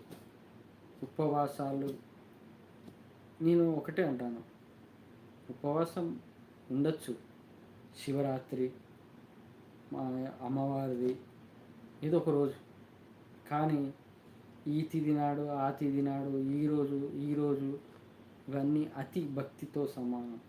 అతి భక్తితో ఉన్న వాళ్ళ ఆరోగ్యం పాడు చేసుకుంటే ఆ దేవునికి దగ్గర రారు, దేవుడు కూడా దగ్గర తీసుకోడు. ఏదో ఒక రోజు, శివరాత్రి రోజో, లేకపోతే అమ్మవారి పూజ చేసిన రోజో, సత్యనారాయణ వ్రతం చేసిన రోజో, ఆ ఒక్కరోజు చాలు. ప్రతిరోజు చేస్తాను, ప్రతిరోజు ఉంటాను అంటే నీ పానం మీద నువ్వే తెచ్చుకున్నట్టు. అతి భక్తి అంటారు. ఓకేనా? నెక్స్ట్ టాపిక్ వచ్చేసి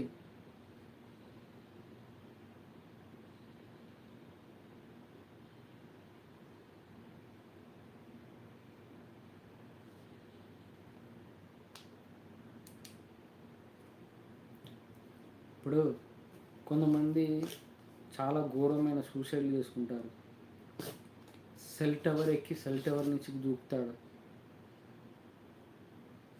మరి దేవుడు ఉన్నాడు అంటారు, మరి సెల్ టవర్ నుంచి దూకుతా అంటే వాడిని రక్షించలేదు ఎందుకు అని ఏమంటున్నా అంటే, మనిషి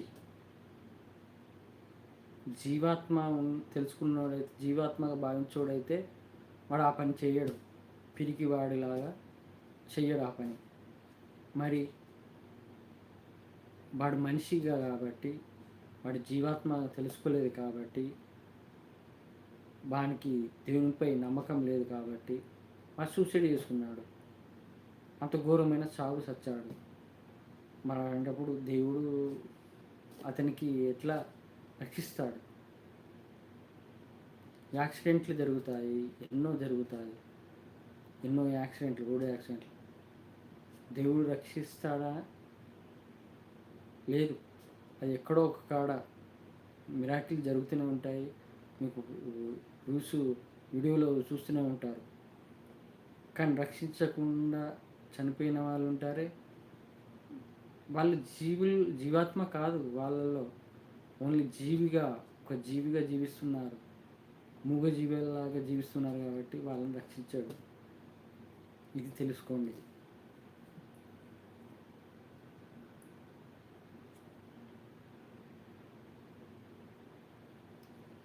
ఇదైతే నిజంగా చెబుతున్నాను.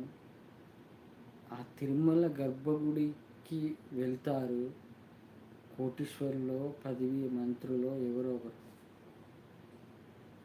గంటలు ఉంటారు, దేవుని దర్శనం చేసుకుంటారు. వాళ్ళు ఎన్నో తప్పులు చేశారని తెలుసు. వాళ్ళు ఏ పదవి కోసం ఎన్ని తప్పులు చేశారని కూడా తెలుసు. కోటీశ్వరులు అయితే ఎంతమందిని అనగదొక్కి పైకి ఎక్కాలని వాళ్ళకి తెలుసు. కానీ ఏమీ తెలియనట్టు ఆ దేవుణ్ణి మోసం చేస్తున్నారు. ఆ దేవుని దగ్గరికే వచ్చి దండం పెడతారు, ఎలాంటి సిగ్గు లేకుండా. మరి అప్పుడు దేవునికి ఎందుకు కోపం రాదు? వీడే తప్పు చేసి మళ్ళీ వీడే నాకు దండం పెడుతున్నాడే, అప్పుడు నేనేం చేయలేకపోతున్నాను అనే కోపం వస్తుందా లేదా ఒక మనిషిగా ఆలోచిస్తే? మరి అలాంటి వాళ్ళకు కర్మ అనేది ఉంది, కానీ అది లేటుగా జరుగుతుంది. ఇక్కడ ఏమంటున్నంటే,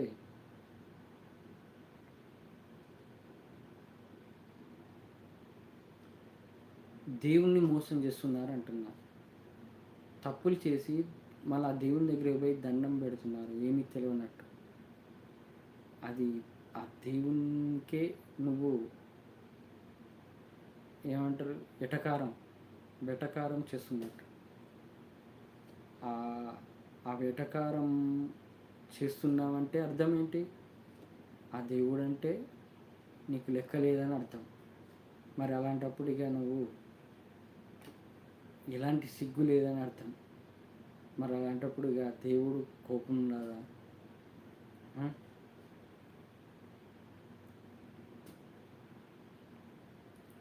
నెక్స్ట్ లాస్ట్ టాపిక్ వచ్చేసి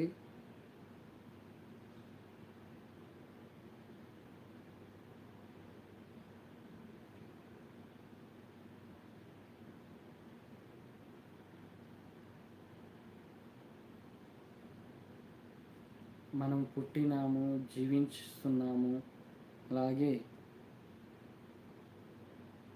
మరణించినప్పుడు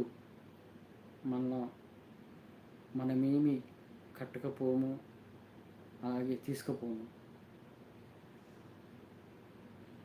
మరి నీకు పుట్టిన కాంచెల్లి చనిపోయేంత వరకు ఏమి ఇచ్చాడో అవి కూడా ఏమీ తీసుకుపోము.